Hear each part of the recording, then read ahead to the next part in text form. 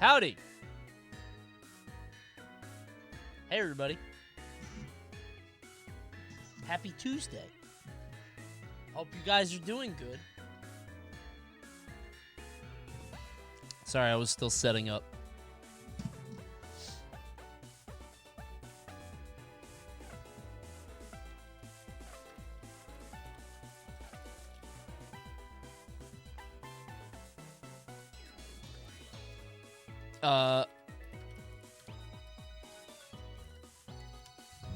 Sorry, I'm still setting up.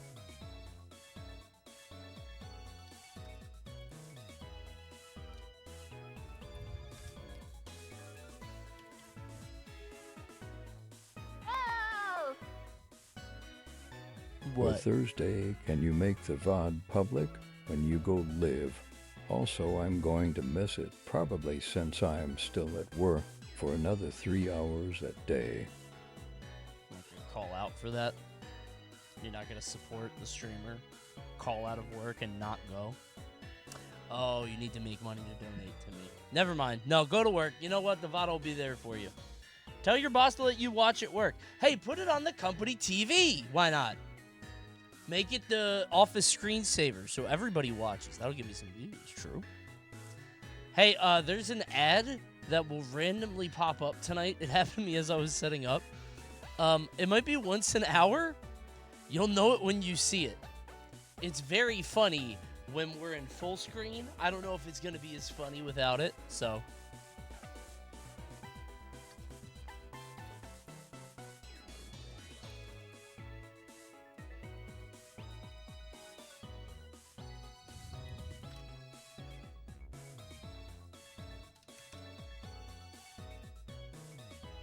Okay! Hi, everybody! Okay. Oh, I did it just like him. Hey, Keon, what's up? No, I'm not. This is so Jackass, stupid. do you have a can of beans ready to throw on the floor? Vince DM'd me randomly today. He was like, hey, I just got $77 for throwing beans on my floor. And I said, what?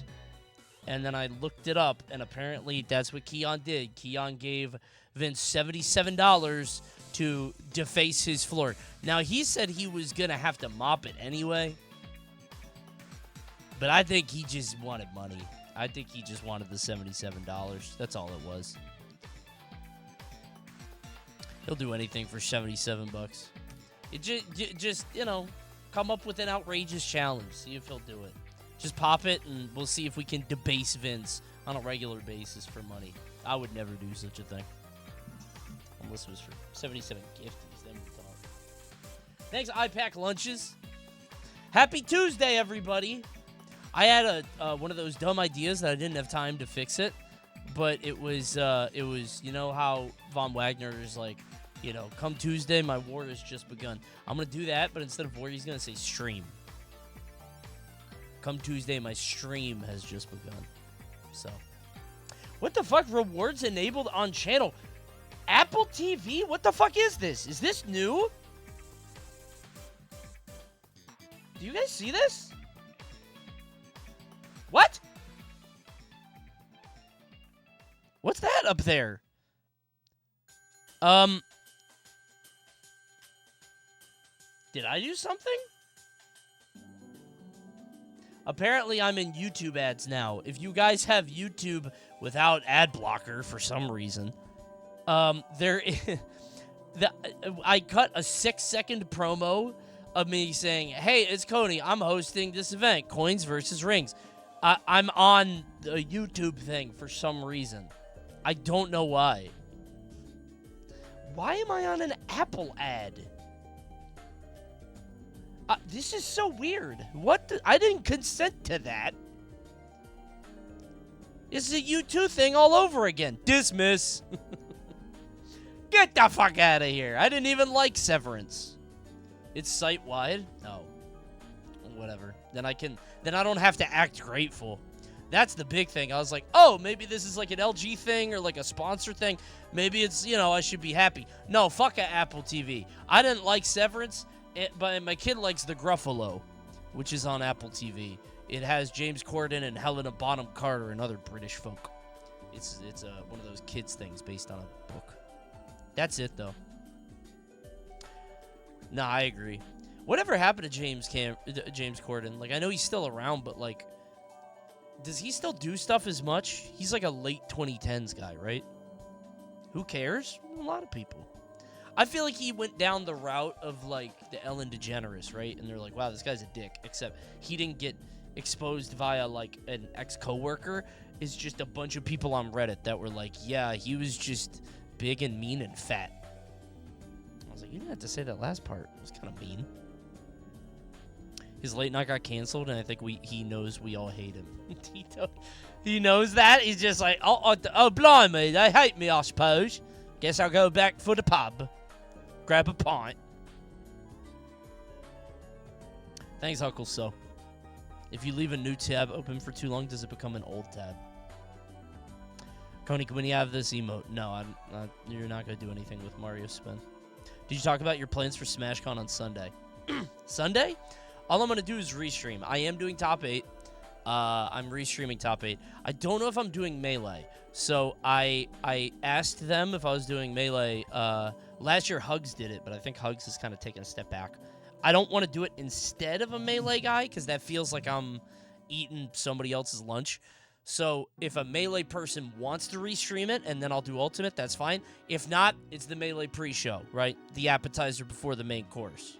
So, thanks, Crimson. Are you commentating or restreaming Top 8? Both. It's like last year.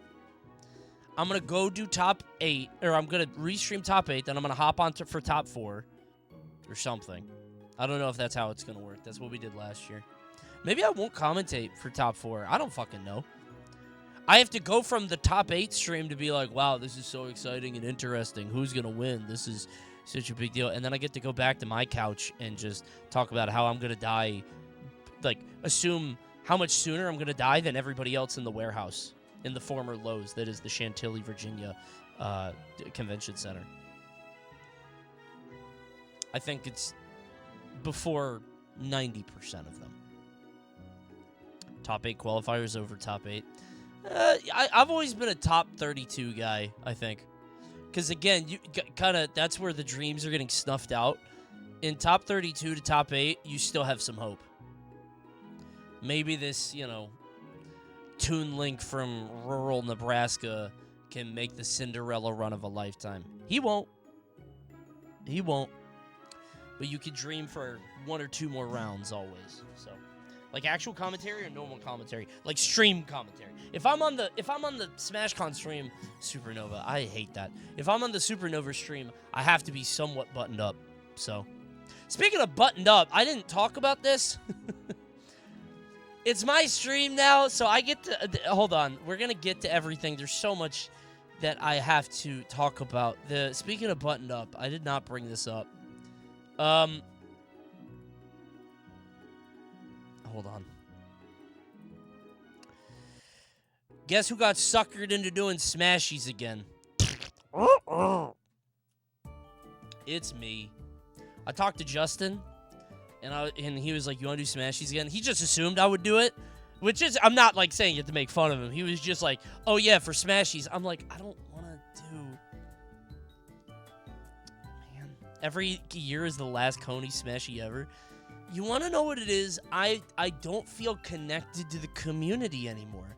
I feel like smashies need somebody who's going to the locals or at least the regionals or even the nationals. Somebody who's got boots on the fucking ground and is a part of the scene. Then why say yes? Because he needs somebody to do it. And frankly, we're like, who else is going to do it? Not that I'm good, by the way. It's not that I'm good. It's because you need a certain vibe to nail that line between complete and utter cringe and high school theater Dundee's energy. You get what I'm saying? Like, you like, it is such a uniquely fart-smelling event. Like, wow, look at these smashers, so prestigious, best combo of the year. It's so stupid. It's like, it's in that Venn diagram of being ironic, but not always. You know? And it's hard to hit that vibe. And, you know, I'm the fucking guy, I guess. You're the awards guy. You've always been the awards guy. I don't want to. I don't feel connected with the scene, man. I feel like new players that came in and, like, okay, anybody that came in after COVID thinks I'm a loudmouth nobody who, like, uses Smash when his numbers are down. You get what I'm saying? They might know that I'm, like, a commentator, but they're probably just like, the fuck is this guy and why is he doing top 8? I used to be good at commentary.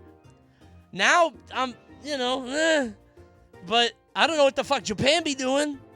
Everybody say that Hurt be winning over there. I'm like, Quick Snake. tier list for you, Coney Link. You know what I mean? Like, used to watch. Dude, I'm not as good at commentary as I used to be. I know I'm not. Well, I don't know I'm not. I haven't done it in a while. I asked for some blocks at SmashCon, so. I don't know, man. Until I am not who the people are asking for, until the people do not fuck with me anymore, I guess I'll keep doing it. And I mean that sincerely. But I told Justin, because I'm not getting paid for SmashCon again. I didn't ask for it. I was like, just pay for my suit. I want a new suit. He's like, deal. So I'm doing it for a new suit. I need a new fucking tie. This tie was from Momo. It's so short. This tie was for it. He played a joke on me. Why is that cartoonishly short? I didn't even notice that. This is a tie from Momo because I used to buy one from the Walmart across the street. It was like a tradition for me. It was funny. Cheap-ass $6 tie from Walmart to remember the occasion. Now, they don't sell ties. So, I do need a haircut. I hate when my hair looks like this. Looks like shit. I hate medium hair, Coney. It's tough. Thanks, Liquid Rain. Thanks for the Prime. Did someone say Prime? I have to tell you guys something. Okay. Oh, before we move on. Hold on. SmashCon events, because someone asked. Let me get back over here. Bro got the green polka dot tie and the mullet account. It's not a mullet. It's long everywhere. It's longer in the front. What are you talking about? It's literally longer in the front, man. You guys are stupid. Because people have asked. The Coney events are tentatively Friday from 2 to 4, or 1 to 3. That's going to be a NES World Championship side event with some top players. It's like Jeopardy. Bobby gave me the idea, and I'm stealing it. Coney thing. It's close. The Coney event is happening. The Coney thing is happening. I said 12 noon on Saturday. It is now 6 p.m. It's prime time. This is an issue. This is important because there's only 128 spots open. I don't know when it opens, but this is a big deal because people were probably going to sign up at like 9:30 on Saturday. What the fuck is the Coney thing? I'm so excited. That's going to close fast. I know. I can't wait. I have big surprises. I have surprises during the event. I have surprises before. JD's making me a trailer right now. So fucking excited. We're going bigger. We're going bigger. We're going bigger than last year. Last year we did the Mystery Platform Fighter Tournament. I don't like doing the same thing twice. I got too many ideas. And maybe it'll be shitty and it'll crash and burn, but it'll be really funny. I'm excited.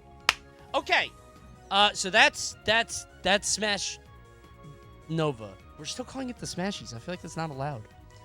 So that's Supernova. But you don't give a shit about that. You care about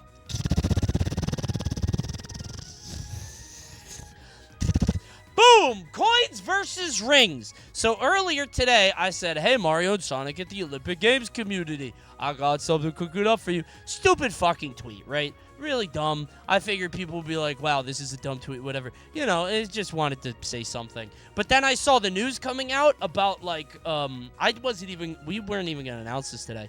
But I saw the news coming out about the, the fact that there isn't another one because of NFTs, right? Because of Sega and whoever, the Olympics. And so we announced it. This is Coins versus Rings. I'll tell you about the name in a second, okay? I don't like the name. Announcing Coins versus Rings of Mario and Sonic at the Olympic Games Tokyo 2020 event featuring Mario and Sonic creators. This is why I asked for Sonic creators earlier, because I didn't know who the fuck to talk to. Mario people I know. I could ask a million Mario people, right? But the Rings people, the Sonic people, I was like, I don't know who to go for. I wanted to go with Chow Mix because he was really cool about me reacting to his video, and he seemed like a really nice guy. I know Games Cage. I see his ass on Twitch and Twitter. Izzy Bell is a friend, a mutual, and she seems really nice. Some call me Johnny, was a guy that everybody said I should bring in. I think they're mostly like more on the YouTube side. I know that Izzy and Games Cage do stream, but I think Chow Mix and Johnny are more like YouTube focused. I think they might stream on those. And then I've obviously worked with all four of these guys. I've actually never worked with Squeaks before. We were supposed to do a Party Animals event, and we were on the same team, and then a family member of mine got in the hospital, so I wasn't able to join, which is tough. But it was supposed to be me, Connor, him, and somebody else. So this is the first time we're going to play. Coin's team is stacked. Yep, that's on purpose, so we can agree that Sonic is a shitty franchise and all of its players are bad. Can't wait. I can't say this during the event on Thursday. I have to get it out now. So the way that this works, it is presented by Prime. I don't know if I'm allowed to tell you this. This is a bit of a leak. They didn't want to be like mentioned on Twitter. I was like, okay. Like they didn't want to be tagged. They were like, don't. Like they're embarrassed about this. They were like, don't tag us in it. We're allowed to put their logo in. But anyway, every member of the winning team gets a $1,000 shopping spree to spend with their chat. I also get a $1,000, maybe $2,000 dollar shopping spree, so we get to buy more. So go on Amazon and get ready, room revamp, whatever you want. So this is like a $6,000 prize. Unironically, this is a big deal. Yeah, so Luminosity is helping me put this together. Thank you to Luminosity. And obviously Amazon Prime. We'll have more details soon. Basically, they're going to play a... Can you wait just a second? I'm explaining something, big-ass gorilla. I need it publicly declared before one of my imposters speaks for me. Okay. I support Team Coins fully. Right. My Sonic and all his silly woodland friends go 0 and 4. I already knew that. I could have guessed that, big-ass gorilla. I think most people here are on Team Coins, right? It's a more Twitch-oriented group. But I think Ring stands quite a chance. I think you guys may be surprised. I feel like they're probably practicing. I saw Squeaks playing today. I'm sure Void is playing. I told them all to buy the game. Connor already owned the game, so he might be a savant. So yeah, this is all happening on Thursday. This Thursday, 4 p.m. Should go like 4 to 8. And then we might do a cheeky little Amazon stream after. So it'll be fun. Coney, I'm shocked you weren't able to find more specific Mario creators.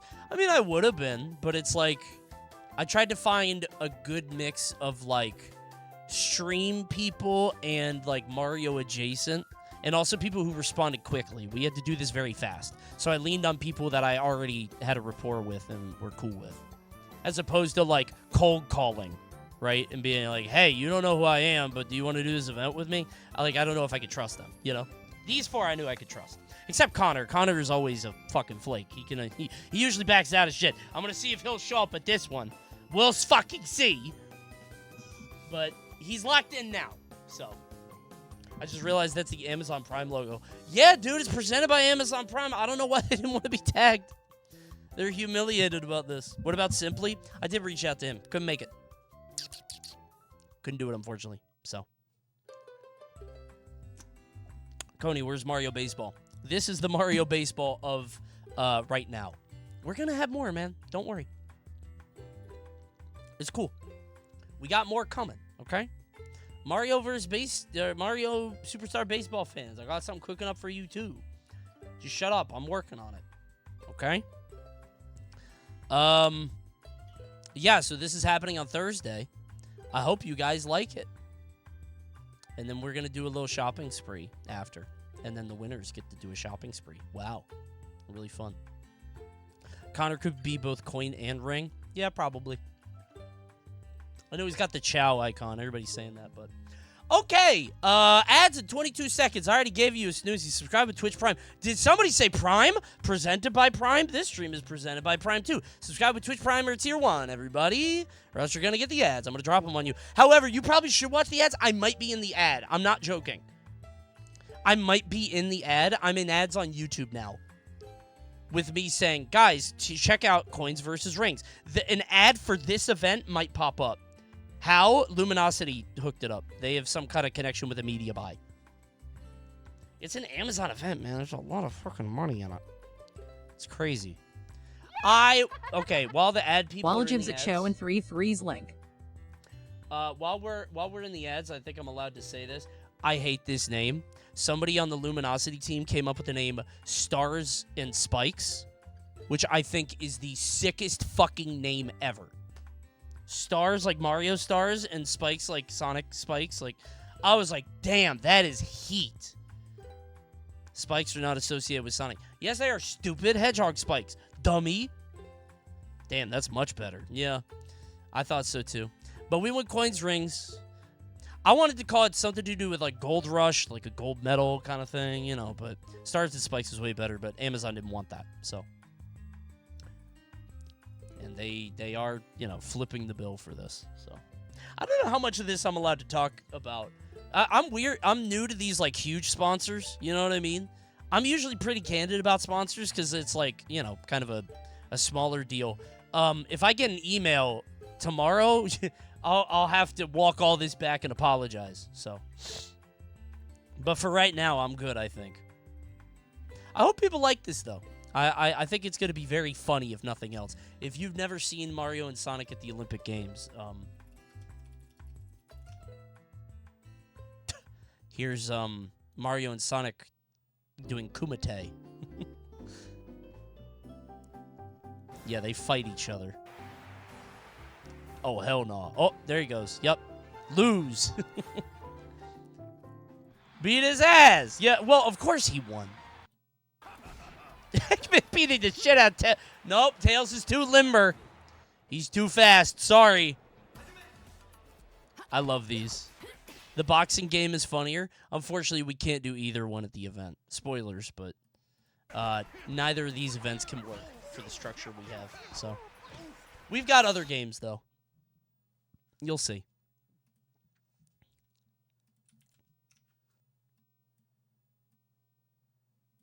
Japan is up on France 78-77 with 2 minutes left in the game. This is a real picture from the Luigi versus a Chow. Wait, Japan is beating France 78-77? What?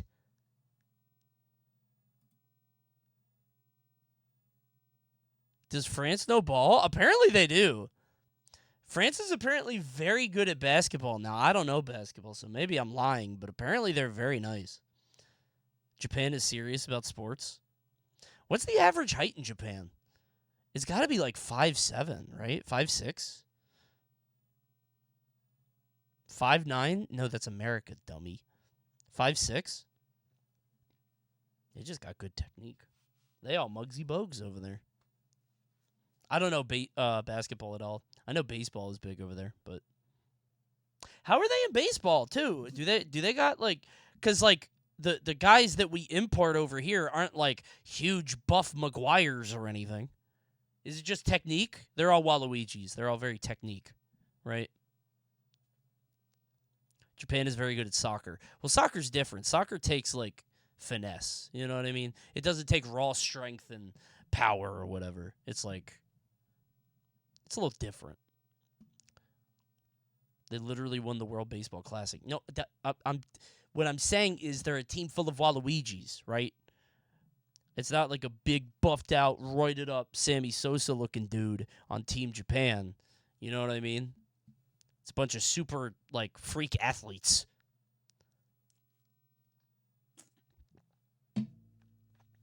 Din Sosa juice. Yeah, I'm so. You guys are like 2 steps behind me. I need you to lean forward in your chair a little bit and try to keep up tonight, okay? I'm going to move the clothespin down. We're almost at, like, parent contact. You guys are having a rough day today. Splash some cold water on your face. Thanks, both. Appreciate it. Yeah, this is fucked up. If you guys haven't ever seen this, here's a picture of the scariest man I've ever seen. What the fuck? Every time I get to post Wemby, I will. This is unedited. What a fuck. I need the Men in Black on this guy. Where's Agent K? There are aliens among us, man. Holy shit. Mesmer. We need Agent K on this shit, dude. Look up Manute Bowl swimming. I don't want to. Would you give him a hug? I think he would wrap around me like a boa constrictor. Several times. You guys want to see something funny from Discord? Do you remember how on Cringe Confessional recently, hold on. Let me look. Do you guys remember how on Cringe Confessional, let me bring up paint here. Oh, wait, I don't want to spoil anything. I always draw, like, things in paint, like ideas, and then I send them to the team, and I've been sending stuff for Coins vs. Rings, so. All right, friend of the stream, C-Shim, hope I got that right, just sent me a Discord, and usually I don't respond to DMs as a rule, but this one was very funny. I was watching your Cringe VOD while working Friday. You were talking about And Then There Were None, which is very silly. You spoiled it, and then something's like none of you were going to read it. But that night, I was going to a community theater production that my partner was in. Apparently, I spoiled Agatha Christie's And Then There Were None for this poor chatter. I felt really bad. Now, they said they already knew how it ended. But you could just be spoiled on anything, on any moment during the Coney stream. Watch out. I hope you don't enjoy media. Beware. That shit's from the mid-1800s, man. I don't know what you want me to say. I was spoiled for One Piece in here. That's not my fucking fault. You think I know how One Piece... the One Piece is the friends. It's his friends. There isn't a real One Piece. I think I spoiled it 4 years in the future. Is that what you want? Stupid. Datebayo. Wait, he doesn't say that. That's Naruto. That's Believe It. Let's do the bundle, shall we?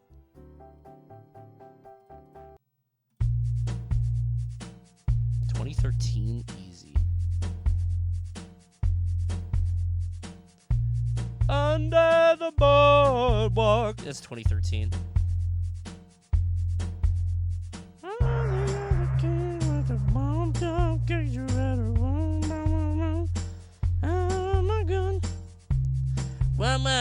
One mouth, two bird, two house.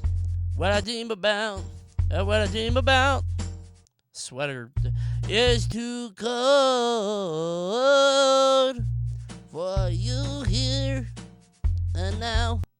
It's one of those two. They probably just pumped up kicks, right? Fuck! Oh, it's not the... It's really not pumped up kicks?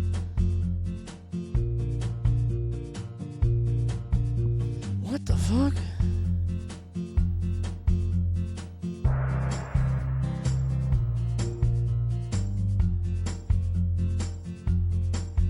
Adibido. Woo! What was that one song? Adibido. I don't know what it was called. It was on the fucking... Do you know what I'm talking about? Adibido, yeah. Woo!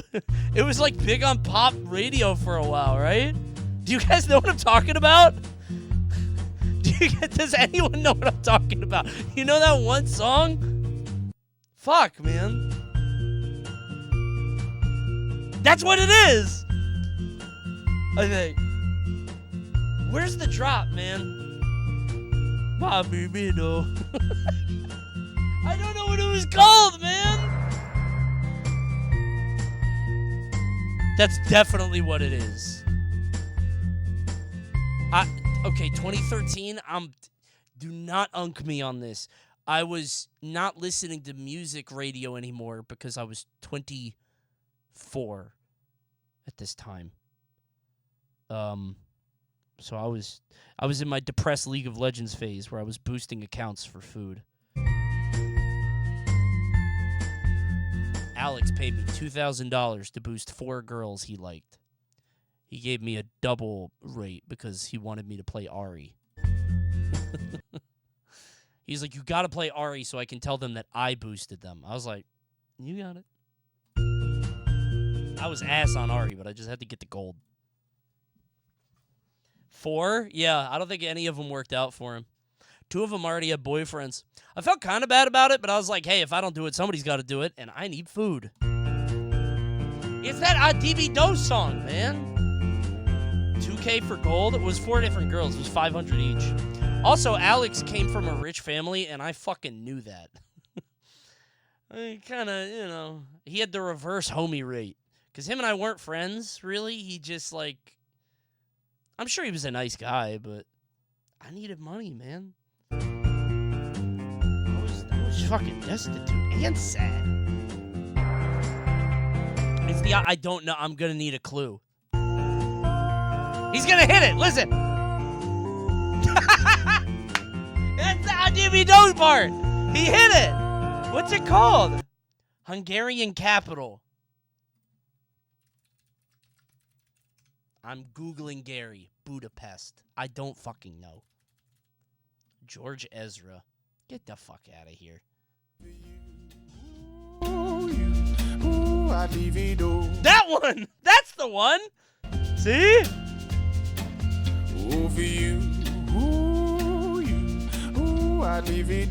Is this guy still around or is he gone?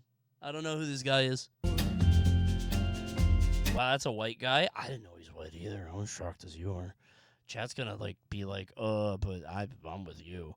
Give me one good reason why he died. Oh! I should never make a change. I've never actually listened to this song. I only knew the DVDO song. Baby, if you owe me, then all of this will go away. It's kind of weird to look back at this time period. It does feel like a filler era, right? With like this guy and James Blunt and the ho hey, stomp your feet, clap your hands, white people wedding music, Mumford and Sons and whatnot. Am I wrong? Like maybe it's just because it was in that period of time for me between like young adulthood and real adulthood, so it doesn't feel like it feels like it's all just I was sleepwalking. Kings of Leon, no, they're pretty good though, right?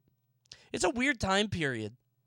There's like a very distinct period of time that I remember, and like, do you guys remember when it felt like the new world had arrived in like the early 2010s? Like we're talking like DoorDash, Uber, MoviePass, like the world was like real tangible real world things were becoming digital and affordable. You were you were babies. Never mind. You didn't know. Okay, well, for grown-ups, adults that have phones, it was like, damn, I could get an Uber for a 20-minute ride for $10. This is amazing. It felt like the world was progressing and cool. But then now we're 10 years later, and it's like those things are such a part of our lives that DoorDash can like brazenly charge you $30 for a chicken sandwich meal. And have that shit delivered to you, and they know you're gonna pay it, right? Netflix, yeah. See, it's like they got their hooks in us. It felt like the Jetsons for a small period of time. And the reason I bring that up is because I saw another thing today.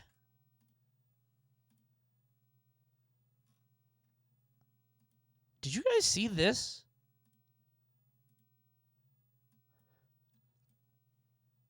Okay, hear me out. This looks like shit, but one of these is gonna become the new standard. One of these is gonna become the new thing that everybody does. We made it. Woo! One day, one of these is gonna hit. I don't know how to woo very good. Not AI. Yeah, it's a little AI friend that you wear on your neck like a pendant, like the heart of the ocean. Like you're the old lady from Titanic. That's fair. Yeah. All right, let's go. And it's a friend that will like talk to you or console you. Let me show you how to the game, fuck. bro, okay? Oh, come on. Chat, that's you. Look at how messy your fucking room is. Oh, That's you gaming. Serious. Come on, man. What are they playing, all three of them? I hate this game. Is he using the 8-bit dough controller? That shit's nice. Coney notes, boosting baby. den. Oh. Yup, that's me. Dude, the fucking Crunchwrap Supreme right there. Chipotle bowl from 2 days ago. Probably 3 McDoubles wrappers. I'm 45 minutes into a game that should have ended 30 minutes ago on Kazakh's jungle. Praying to God my Corky doesn't die again. That's me. I hate this game. Just sit on me! Sit next to me! Notes, baby. Oh, I'm man, 15-1! you look like the back of the Let's go.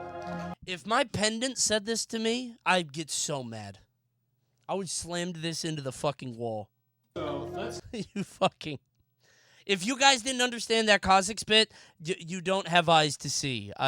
90% will hear, but 10% will listen. You don't know what it's like. Dude, what? How did you do that? If my pendant told me to stop rage queuing, I would put it in the microwave. I'm gonna nuke my friend. I want to see what kind of text messages I get from inside the General Motors microwave. Do they make that? I think they do. LG, maybe? Not General Motors, General Electric. That's what I went for. Damn. That's what I went for. Shut the fuck up! I know the effects are crazy. This is sad. Stank, I could eat one of these every day. Oh, so the friend knows that you just spent your credit card money to get the falafel, and it's at...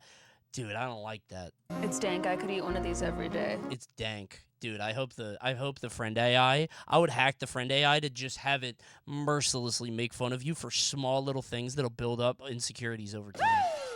Oh! Hey, what? Oh, thank you, Dark Man. You're back? Thanks for stopping back. Kill the chat. He's killing them all. Everyone's dead, even the mods. Kill them. Oh, there I go. Ayo. I didn't add Teddy yet. Sorry. Everybody hit the... I haven't done it yet, man. I'm busy. I was working on Coins vs. Rings. I would hack into the friend mainframe. Thank you for the $50, by the way, Dark Man. I would hack into the friend mainframe and make sure that it would slowly eat away at your self-confidence. You say shit like dank a lot, I'd be like, yeah, man, dank. Totally. Sorry, I got you messy. It's really nice up here. How'd you find this place? Why is this filmed like this? Is this a horror movie? I'm serious. Is this like maybe it's like a viral marketing thing, and this is like a child's play, and then the friends like slowly tighten, and then, right? I don't know. I just kind of like to come up here to be by myself. I've never brought anybody else. I mean, besides her. She goes everywhere with you, right? Mm-hmm. Guess I must be doing something right then. I guess so. We'll see. Dude, the AIs are never gonna like the boy that's hanging out with them. The AI pendant telling me that the Coney stream is boring and I wasted my money on a son. No, that's why I gotta hack in. That's why. Chatter, do you realize it's $6 now? I'm your friend here. It's $6 now. You might want to rethink that investment. Uh-oh, turn it off. Boop. If these friends come out and my sub count goes down, I'm gonna EMP bomb the Capitol. I'm turning off the mainframe. I'm going to the Pentagon with an EMP bomb. Apagandas las luces. I'm gonna pop my ult.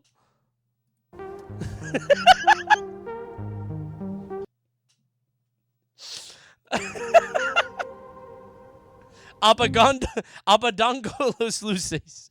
That's it. No, that's what they say. He does not. He seems to hate this. I think this is a viral marketing campaign. Watch this, because he's like, wow, she goes everywhere with you, huh? Guess I must be doing something right then. And he seems like She goes annoyed. everywhere with you, right? Mm-hmm. Guess I must be doing something right then. I guess so. We'll see. Yeah, I don't know if this is sincere. Everybody's treating it like this is a I don't know, like a serious thing, or this isn't a skit. We'll get one into your hands. Blah blah blah. Oh, he's winking. Oh, it's a. Is it a meme? Friend.com? It's a meme, probably, right? This company raised $2.5 million and sent 1.8 of it on the Friends.com domain name. What? This dude spent $1.8 million out of $2.5 million raised on a domain name for a pre-launched hardware device. This shit look like her directed by Spike Jonze True.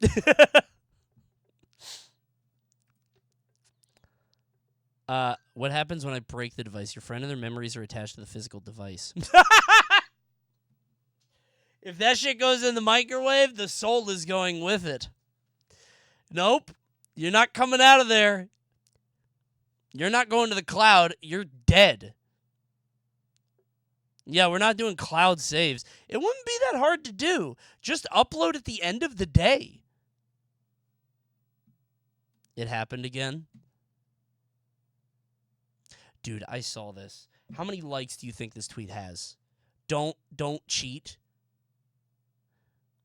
This is runner of the Coney posting account and friend of the stream Kino posting.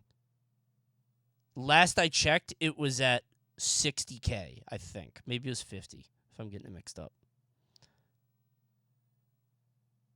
Oh my god. Dude, like, why are my viewers not going up? I feel like low tier god. Everybody around going saying kill yourself now, and he's fucking not a millionaire. You know what I'm saying? Like, where's my Hawk Tua moment? I gotta move to LA and start a podcast, man. I need to hire management. Fucking, you know what I mean? Now it's my turn. Right? I gotta go. When will it be my turn to be famous? You missed your chance. Every time this goes crazy, I have another chance. This is so stupid. You have to Did you merch see it. the I'm not watching pickleball one that blew up a few days back? It blew up? I saw the pickleball one, but I didn't know it blew up. Do you have a link? Oh, is that the Gamerhood ad? Did it come up? When it comes up, it goes full screen here, and it zaps me. It's like in my face. Did it pop? Dude, I sent a picture to Tyler, who runs the stuff. This is what it looked like. I was setting up Gamerhood. Look at what the fuck? Excuse me, State Farm. I'm talking. I was setting up stream and it popped this. Gamerhood. Does anybody have the pickleball tweet?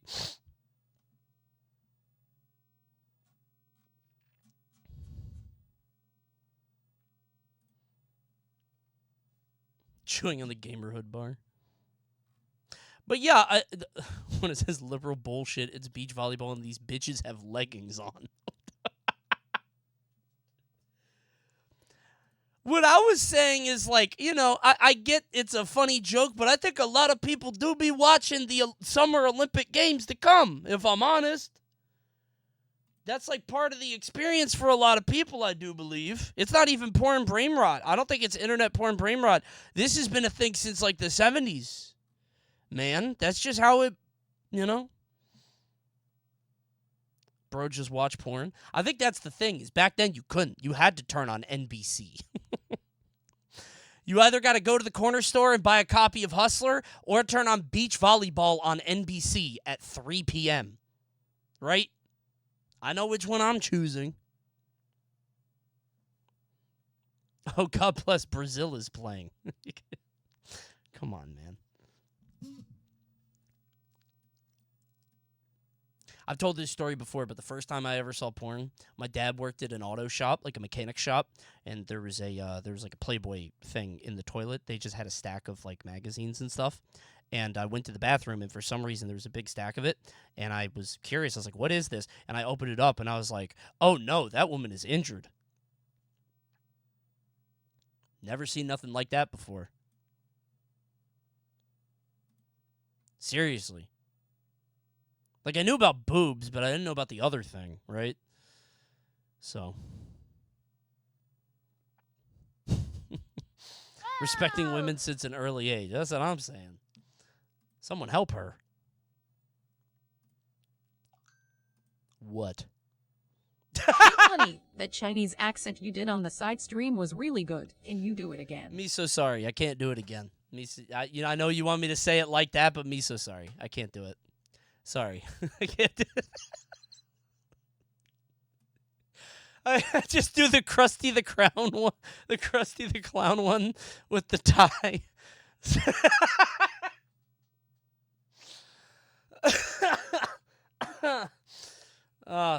Never mind. This is a silly night. My dad TiVo'd Girls Gone Wild and tried to blame my brother. That's funny.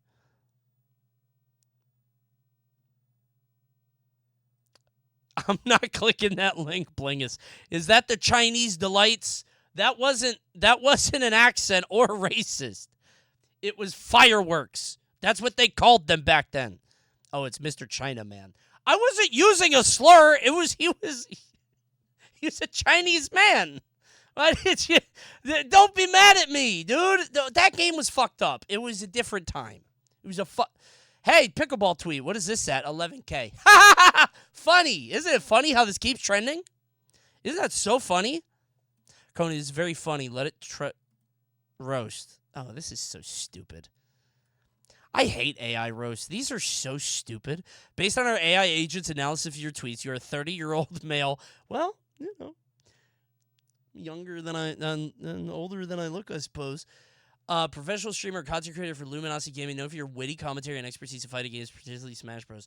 I hate AI roasts because they're all the same. They all start with this like self-righteous indignation, like or well, or so there he is, the blah blah blah blah blah, and then at the end, I'm not even gonna look at it. I'm positive at the end it's gonna say, but hey, you can at least. It's like one of those. That's how they always end. Is like. It's this Elon Musk idea of, like, this flippancy cool, like, you know, here's the parting shot.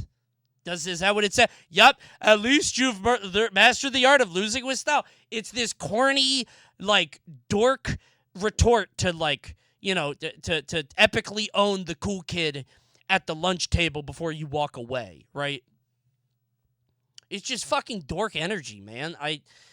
I know that it's just fed into by nerds who never won a shit talk contest. This is what they think wins. So stupid. Your attempts at humor are about as effective as using Kirby against a pro player. I want to slam this guy into a car door, this fucking geek. Don't you ever talk to me like that again. I'm grabbing you by the collar. You think that's a fun thing to say? Maybe if you spent less time making dad jokes on Twitter and more time actually improving your gameplay. I hate this fucking dude. It's so stupid, man. It actually sounds like a nerd. I fucking hate this, man. AI roasts are all the same. None of them are good.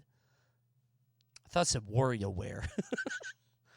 Hey, but you know what? The roast got a hit on this one. Charismatic entertainer with gaming expertise. Overcommitment, juggles multiple projects. Ooh, true. Health negligence. How do you know that? Is it because I said I got COVID? Impulsivity, perfectionism, work life. Holy shit, man! Not this last one. I think I'm pretty good at that. I think you just say that because that's normal for content creators, but I'm pretty decent at that. Hello, Cone Esther. Oh no, it's Joe Kester. I've upped the ante on the cringe for this one.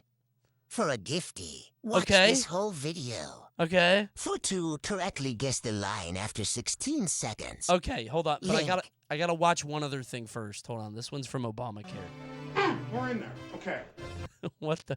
I turned a rotating room into a controller. Can I beat a single level in any game? Is he in a chicken coop? What the fuck? A rotating room? How fast does it rotate? I can do this. Triple jump. Okay. Fuck!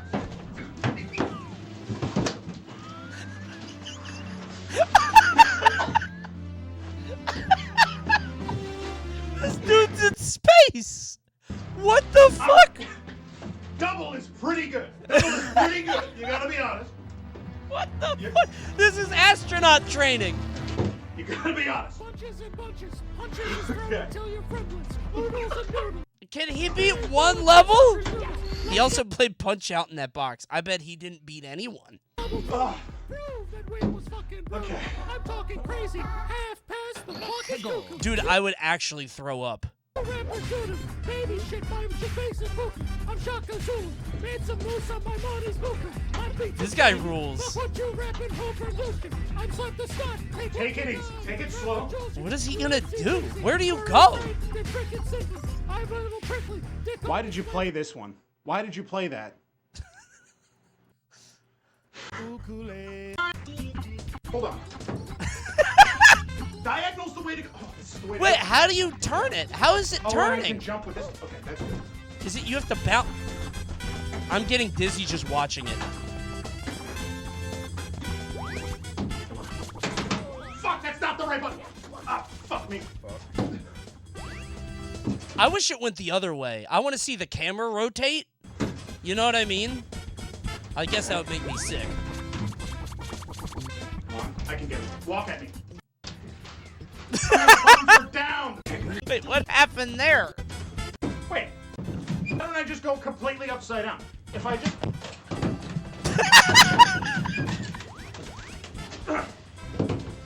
Where is he? Okay. He's like on a farm? What the fuck is this? So, unexpected issue has arisen.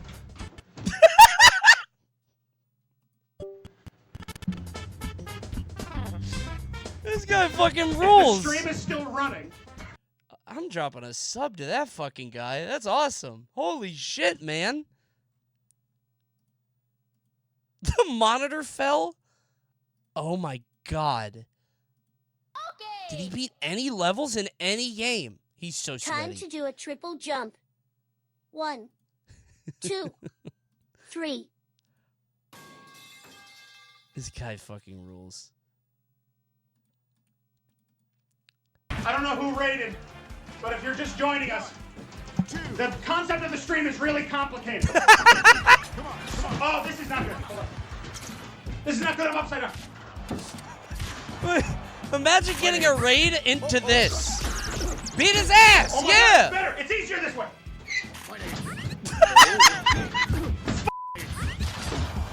I don't know who rated, but if you're just...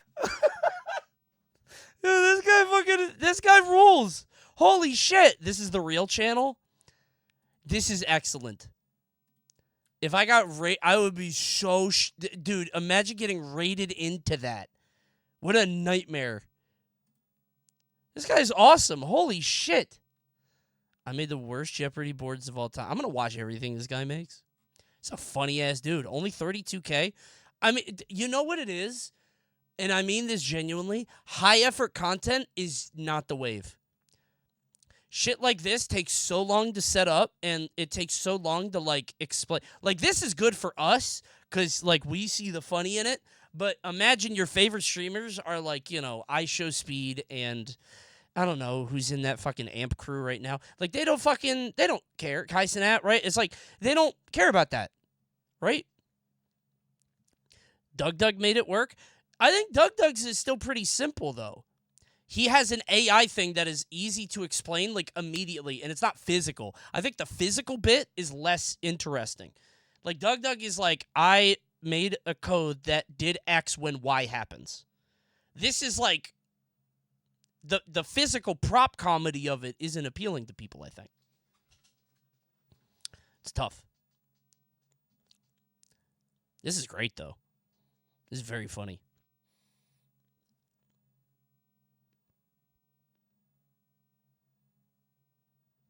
Yeah, we're clicking every link right now. Sorry. We're almost done. Okay, hold on. We've got a cringe video. For 1 gifty, watch the whole video.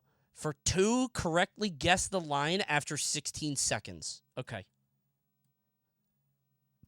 I love clicking link-ass streams. Honestly, me too. I do have stuff we have to do tonight. I have to talk about...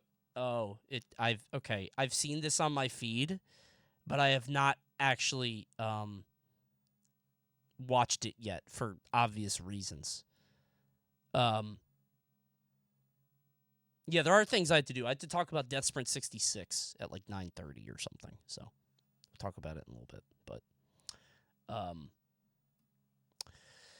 okay, I have to watch the whole video for a gifty. Gifties are $6 now, so. Can I watch the whole video? Well, it was good up until you gave me the world's rudest awakening.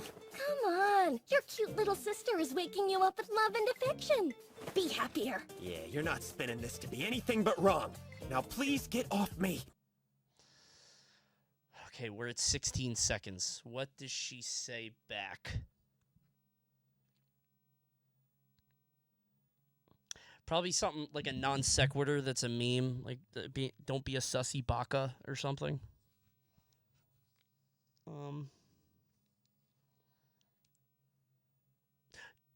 Something with the word tsundere.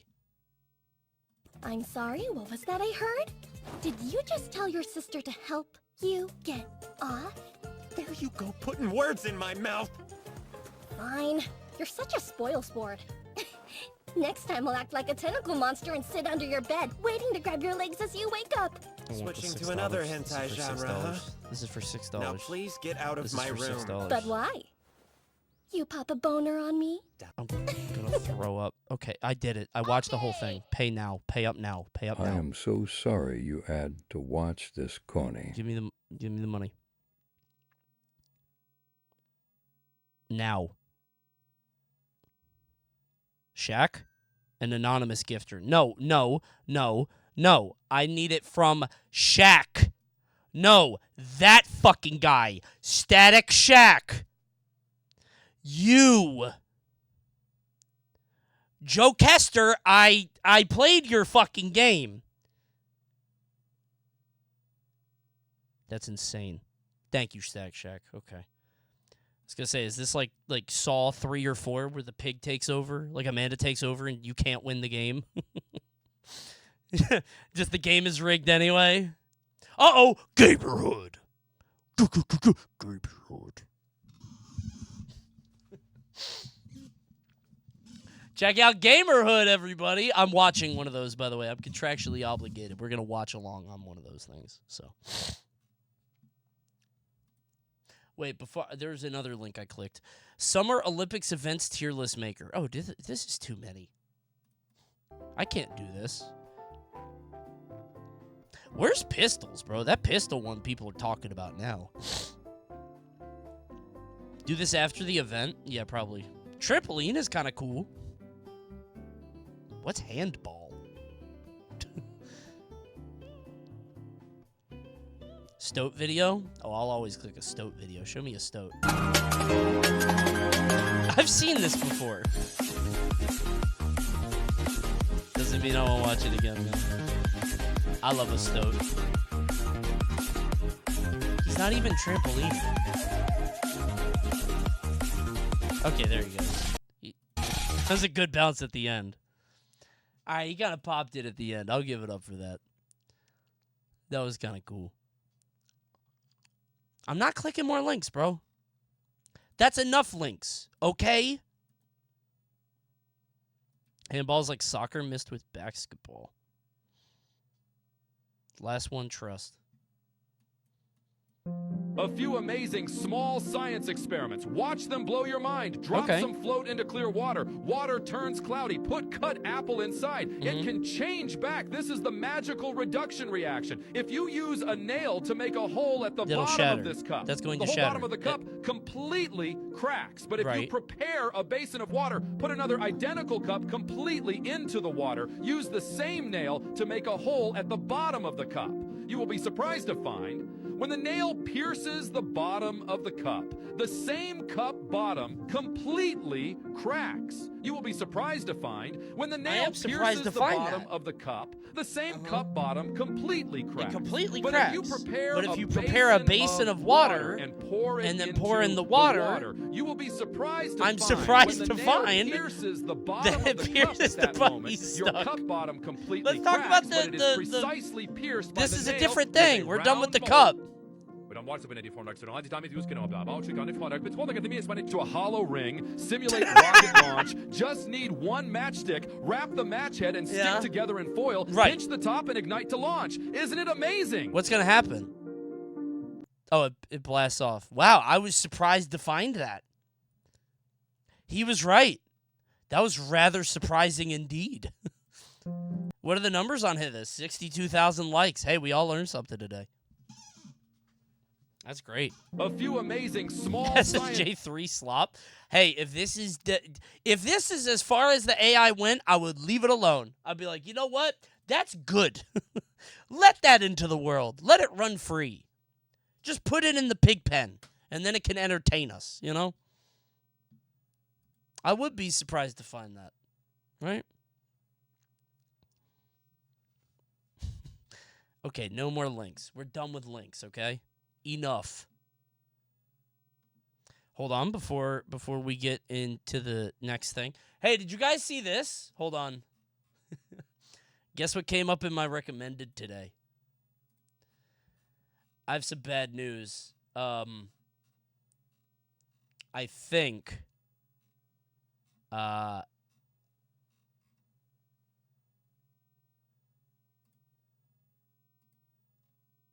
and I'm really sad about this.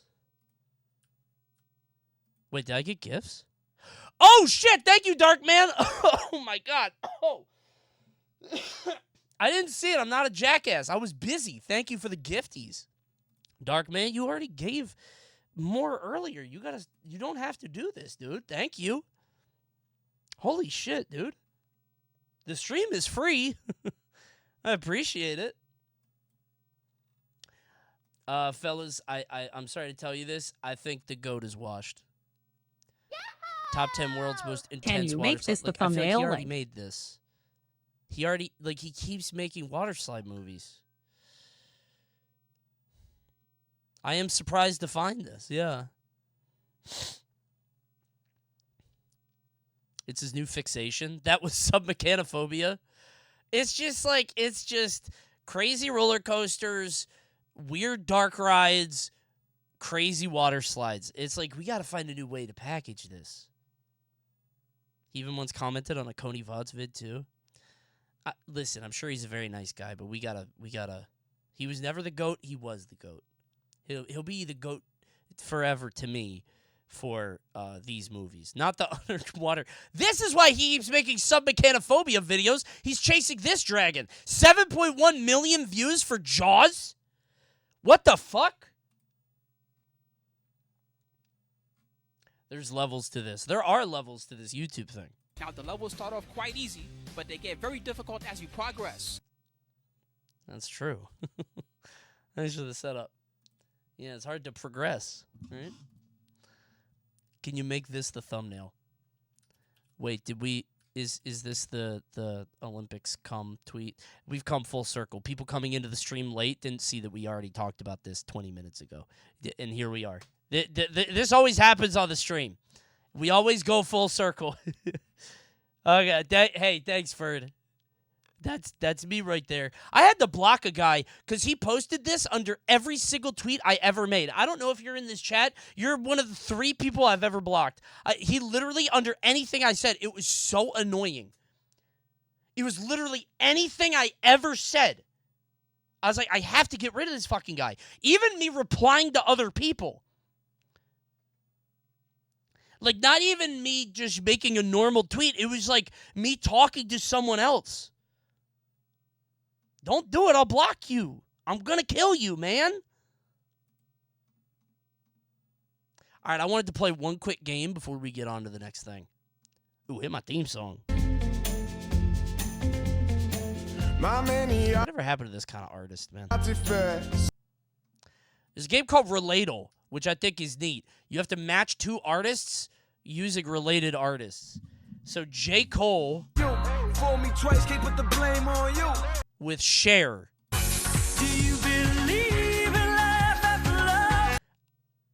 This is really hard. Goated song? Excellent song. I think the way you have to go, because we have J. Cole related artists, I think you just have to go through time. Like time periods. And like Kid Cudi is older. I think we hit the time machine. Right? Northern Light was struggling on this website. Oh, did he play this one? I don't know how I found this one. I don't remember what happened. But this one's pretty good. I think you have to go back in time because, like, my thought here is you go J. Cole into Kid Cudi into Kanye, Kanye into, like, fucking, I don't know, Paul McCartney, like a Beatle. And then that goes into Cher. Right? Although yeah, okay, we go. But I think that's not how it works, because, like, you're going to artists, so you're going, like, artists, like, their music, but I pick his humming ass. Yeah, so you go Kids See Ghosts. Kids See Ghosts goes into Kanye. They took out Kanye. Oh, fuck, I'm stranded here then. Wait, are you serious? He's got to be here. Oh, I'm fucked. I'm dead. He's in the game? Was it Kanye and Kids See Ghosts? I'm stranded. I'm on a fucking desert island. What the fuck, man? Okay. Lupe Fiasco into... Wait, where is Lupe here? I'm dead again. We have to go back to Kid Cudi. All right, we go Cudi into Lupe. Lupe into... Ooh, T.I. is 2000s. Wait, Roots is a little bit more... Who does Cher do shit with? I think we go to T.I. because he's like mid-2000s. T.I. goes... Okay, so Diddy's on here, but not Kanye. Okay. The woke mob. Luda? Who did Cher collab with?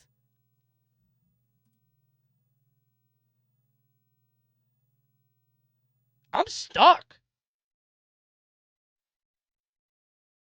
How do I get the Cher?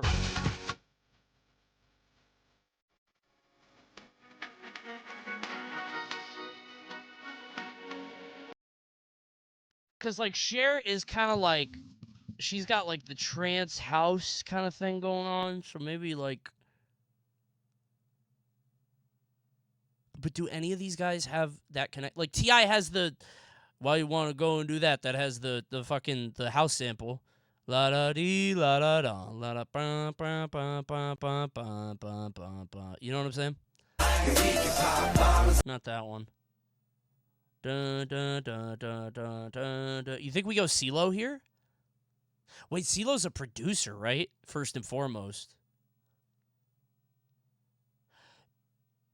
Okay, do we go girl power with Missy Elliott or Robin Thicke? I think it's Robin Thicke, right? Surely Robin... Pharrell and Cher?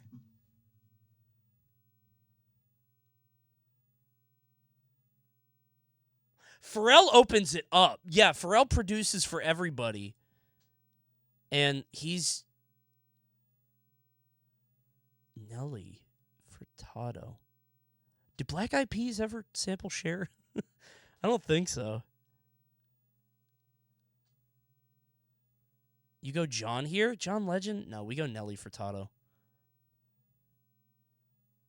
Oh, dude, it's wide open.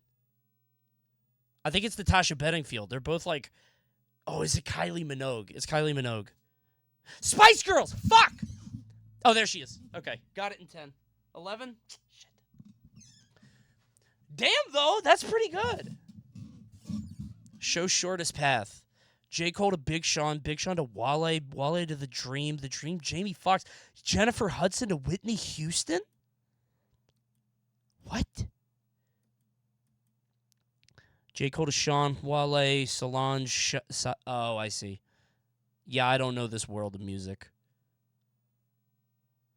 Dude, if you get to Janet, it's wide open.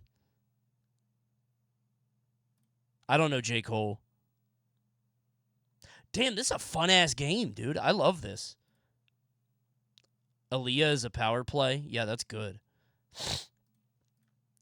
You can do past ones? Wait, can you? I'll do one more. This is nice. How do I do one more? Let me do one more. Last one. Tenacious D to No Doubt? That seems easy.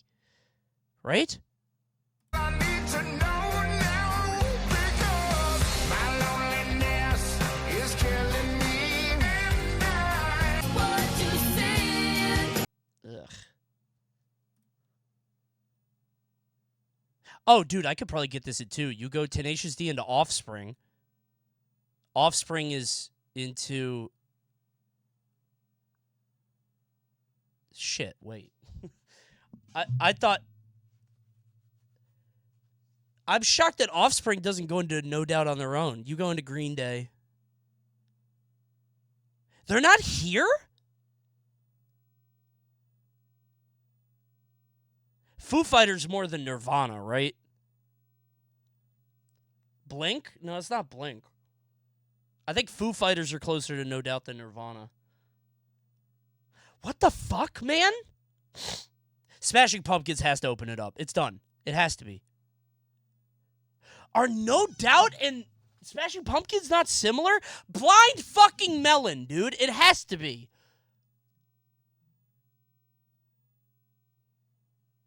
Dude, this is insane. It's Sublime. Sublime, because then you get into ska. Sublime. It's not Sublime. Are you fucking joking? Sugar Ray? It's not Sugar Ray, though, because No Doubt is older. I'm lost. Oh, there they are. Okay.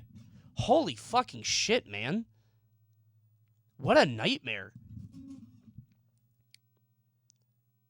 Shortest Path. Rage, Smashing Pumpkins, Hole. Hole! I should have gone Hole. Fuck. Girl band. Hole was probably at Nirvana, too. If I went Nirvana into Hole, because it's into Courtney. Fuck. Damn it, I love this. All right, no. I'm not trying to I'm not trying to stun lock the whole stream. My bad. I do have to talk about Death Sprint, and I said I would do it at 9:30, but I lied. There was a movie that I wanted to watch, talking about music, by the way, that I didn't get to watch. I was curious, right? Because I got stuck on fighting game movies. I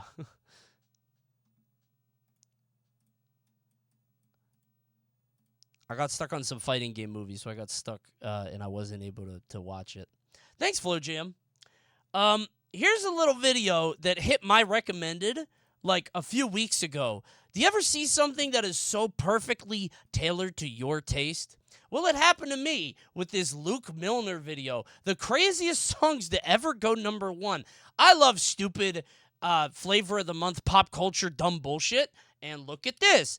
Disco Duck, I think, Mariah Carey, Thrift Shop, Alvin and the Chipmunks. It had like 5K views, so I was like, damn, nobody's, I want to watch this on stream, but, I don't want to take from a small creator. But now it's at 136K, which means I'm allowed to watch it by law. So let's find out the craziest songs to ever go #1 on the billboards. Who's listening to this crap? Shall we?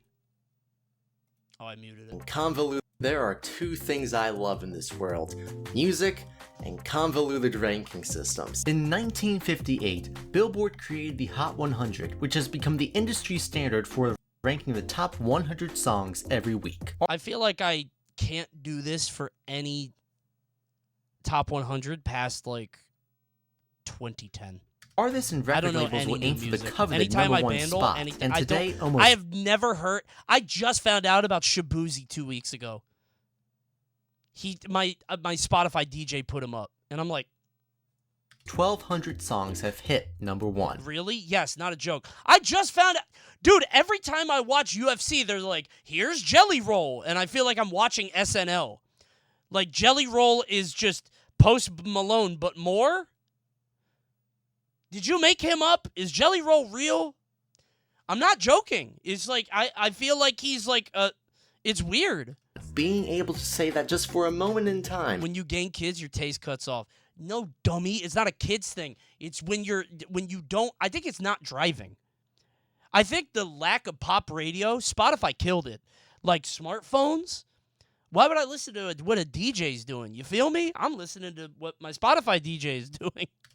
They were the most popular song in the United States. But with a 70-year... Yo, what's going on, Zach? I got some music with some similar vibes. Here's Tekken Sound Test with character selection screen, Tekken 8.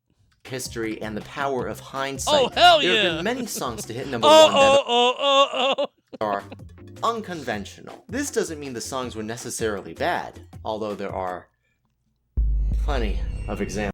No, I'm simply talking about the songs that make you wonder how it became the most popular option. I would the love song to hear that. Can be great, it often is, but many times it has the perfect storm of circumstance to lead to its national acclaim. So today, I want to go over the songs that stand out to me as the strangest songs to go number one. That's a good idea, Luke. I like that. Foreign language.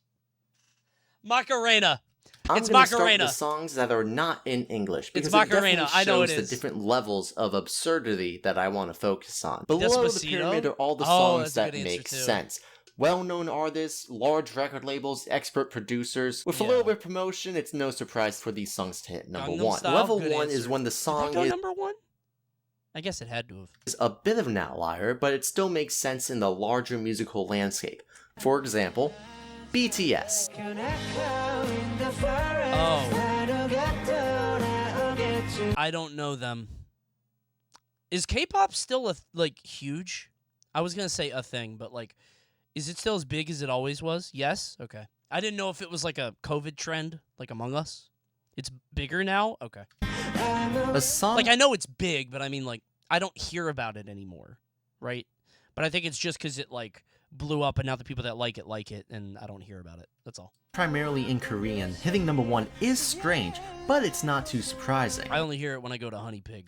K-pop has slowly Love me gained some traction in the United States, and BTS has crossed over so well that they now have 6 number one songs. Oh, wait, I heard one of them because they reference it in that Ninja Turtles movie that my kid loves. The Smooth Like Butter. It's like a joke they keep referencing in the movie. 2 of which, before this, were in English. How about in 1985 when a German song hit number one?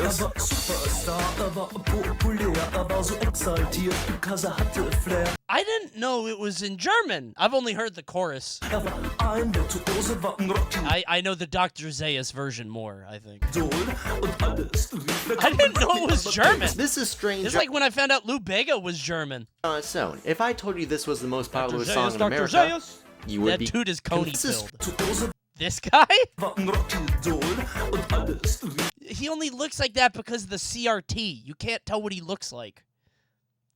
It's just the CRT effect. He's in 120. He's doing the hand motions. Oh, is that what I'm known for? Voguing with my hands? You've never seen my fucking hands. This is strange. I gotta tell the Death Sprint people I might be late. On its own. If I told you this was the most popular song in America, you would be confused. But this was right in the middle of the synth pop trend. And it's a really good synth pop song, so the language barrier wasn't the actual barrier it usually is. Moving on to That's level kinda 2. neat. I didn't know that songs song was that in are German. good, but would have never hit number one without large outside promotion. Yeah. Okay. Despacito. Right. 16 weeks, god damn. Is the most viewed video on YouTube, but it still needed Really? a Justin Bieber feature to hit the top spot. Number one ever? La Bamba is a classic Oh, song, hell yeah! most known for the Hit La recording by Richie Bamba! Valens, but it took a 1987 movie about his life to hit That number shit one goes crazy! when performed as a cover by Los Lobos. Oh, you guys can't see it because it's blocked by the ad. Oh, my bad. Sorry. Yeah, they say how many weeks and stuff. Let me get that out of the way. You. Sorry, Gamerhood. Might pop up on the top now. Volar, the second ever song on the official Hot 100, got its foothold after its performance in Eurovision, the international song competition. Nah, fuck La Bamba. I've worked at casino with a live band. Fuck that song. That song is amazing. Any song is awful if you've heard it too much. You're just you're overexposed. Go work at a Kohl's for a little bit, and then come back to the casino. You'll be fine.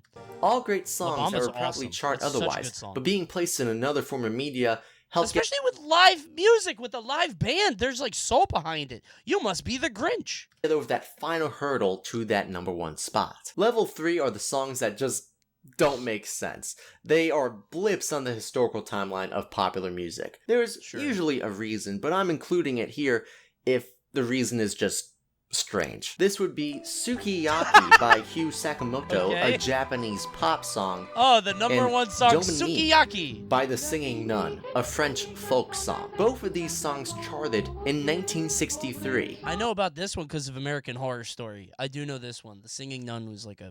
Weird. Seems like there's no rhyme or reason.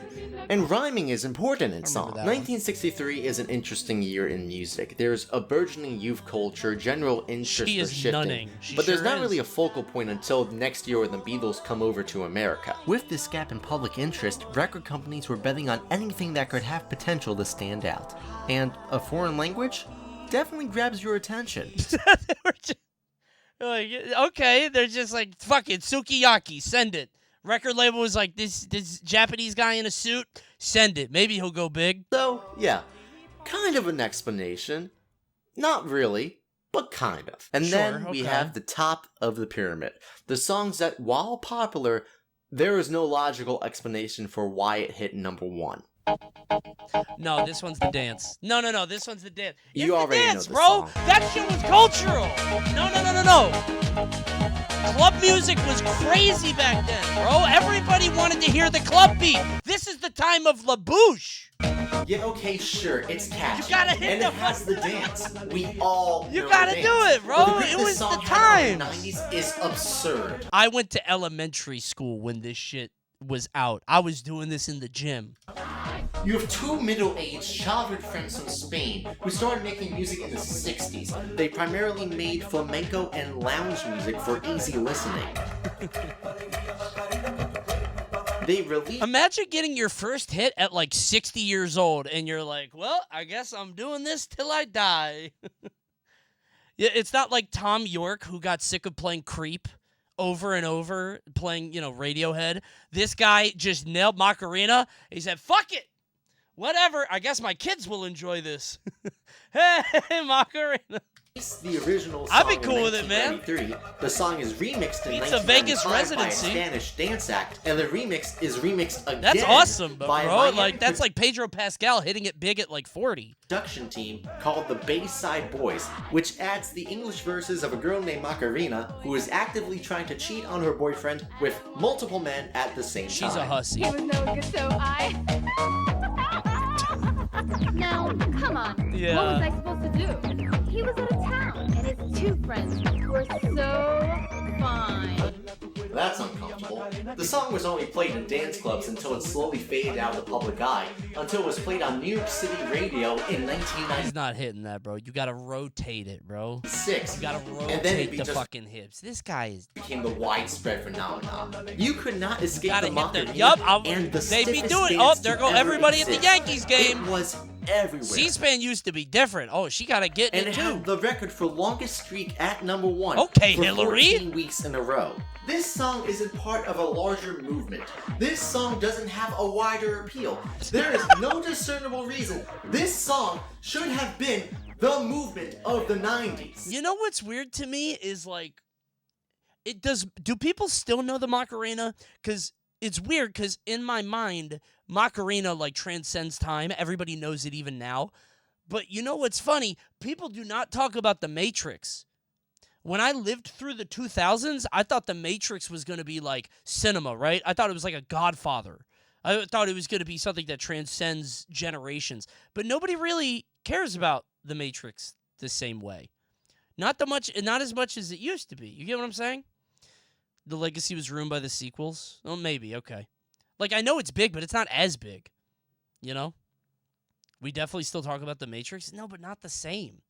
You don't know. It was like ground. It was earth shaking. It was different, man. I don't know how to put it. And yet here we are. This is the peak of absurdity. So that's the pyramid. Fits the trend. Things can be transcended without constantly being in public discourse.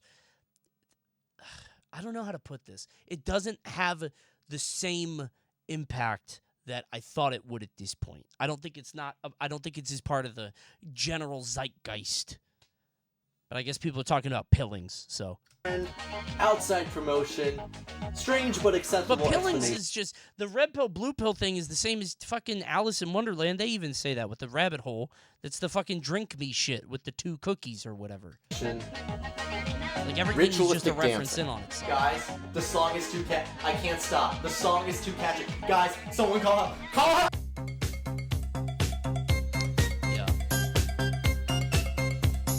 Just because a song fits the trend doesn't mean it isn't the silliest thing to ever exist. Disco goes kind of and nothing makes that more clear than the disco era. Good, disco music has seldom says. aged gracefully. The songs that remain popular today are just a small fraction of the songs that were played at discotheques and dance floors back in the 70s. Some were strange, but still really good. Okay, like that should not be number 1. Car wash music. Others were questionable, I don't like know about Stars that. on 45, a disco mashup of Beatles songs. Baby, you can drive my car, and baby, I love you. I've never heard this. It was produced by a Dutch radio group. That's all I could find. But there is one song that makes me question everything about the 1970s. Disco Duck. Right, yep. I'm the disco duck. Yeah, there you go. This is what we had before TikTok.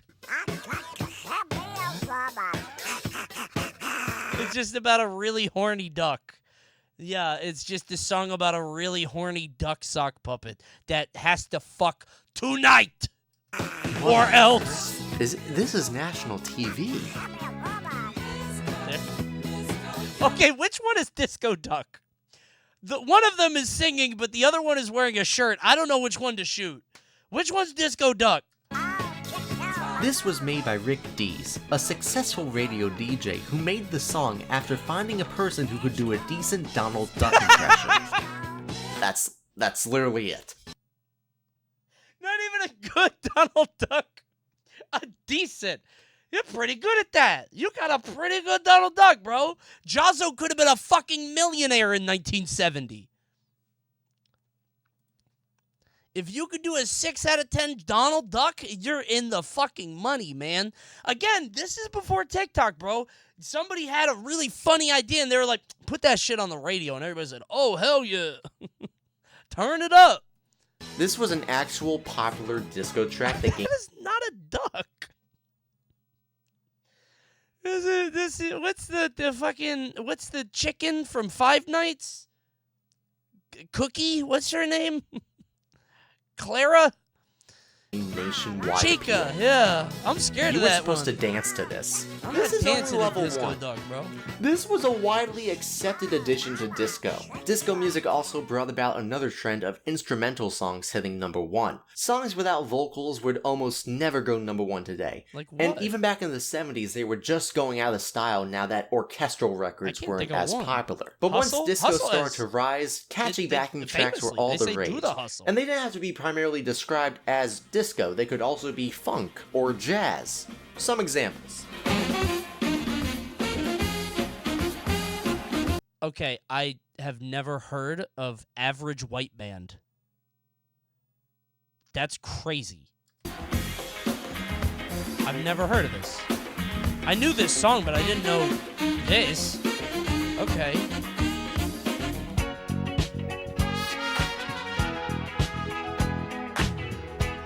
Is it in 79? Damn. Herb Alpert's is very good. Oh, I know that one. Wait a minute. I know how that one goes. No, this one has lyrics, though. Here it comes. Many of these songs are incredible, but the disco trend is able to explain how it was able to hit the number 1 spot. Okay, sure. I hate that dog. I'm sorry. You guys know Knock on Wood? That's the best disco song, bro. I fucking love Knock on Wood. I'm not over it. That song goes full. The movie songs. Oh, like Top There Gun, are plenty probably, of right? instrumentals and songs where it's safe to say without the media tie-in, they would have never reached the same level of prominence. Chariots of Fire is a song that will never be in my running workout playlist. The tempo is far too slow, but the song is now synonymous with running because of the movie. If you want to run up some steps, maybe try the Rocky theme. This song was number 1? Not Eye of the Tiger? Huh.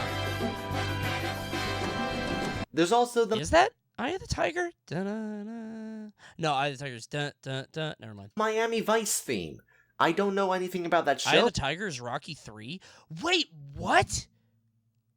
I didn't know that. Which one is Rocky 3? Is that Thunder Lips? Is that Hogan or Mr. T? That's Mr. T. Okay, Clubber Lang. I've never watched any Rocky. I know first is Adrian. That's all I know. Oh, but the theme song is catchy.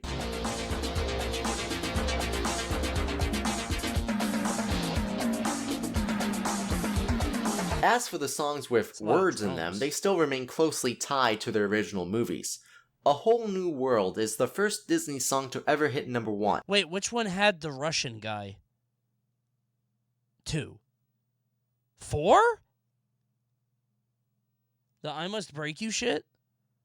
Not the one you're thinking of, though. The one in the credits.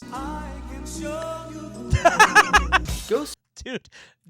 Though. Dude, the one okay. in the credits. I don't know if any of you will be able to relate to this. Thank you, Ancient Kazan. Thank you for the tier 1.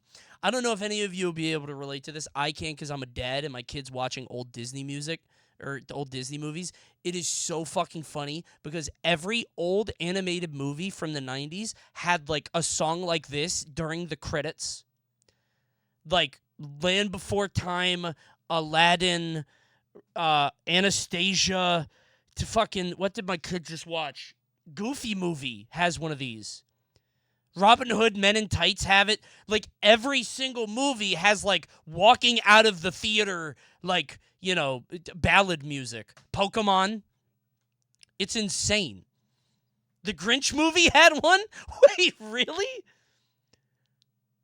It's like actually walking out of the theater music. It's so funny. There's one in Pokemon 2000 that hard cuts into Weird Al. I don't know why we stopped doing that. It reminds me of, and I've talked about this on stream before. Do you guys, like, in the 90s and, like, early 2000s, probably not even early 2000s, like, early 90s to mid-90s, every, like, commercial jingle had, like, a chorus of people. You could just hire out, like, a choir of, like, 8 adult people, and it would just sing, like, a commercial jingle. Hold on.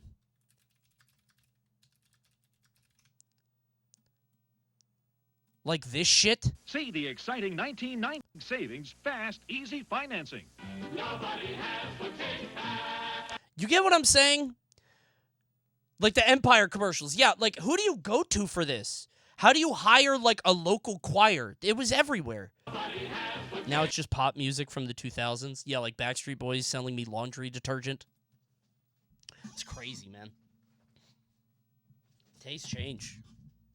I heard that the new Deadpool movie has an NSYNC reference, which is so cool, man. That's awesome. I heard about the spoiler or whatever. I won't spoil it for anybody that likes comic book stuff, but somebody shows up in one of the things, and it made me roll the fuck out of my eyes. Same with Robert Downey Jr. Dude, we're just folding in on ourselves with all this superhero shit, man. Like, I don't know. Whatever. It's so stupid, dude. Like, I don't know. I think it's stupid. Whatever. People are happy. People enjoy it. Just 1,000 people struggling on the street. Millions of talented actors in L.A. serving tables that can't get a fucking job, and instead we're going to pay this 60-year-old $80 million to play dress up again. Like, surely, right? We could do something else here. I don't know. I wish you guys had your own culture. I really do. But instead, you get my culture fed back to you over and over. You keep spitting it up, and then they keep feeding it to you again. Like like mushed up peas. Busters should be considered when talking about the greatest one-hit wonders. You Your start the culture movie sucks ass. You've gotten 8 Ghostbusters because it was so fucking good. with many questions. Even a girl one. The main one being, who do I call in my current predicament?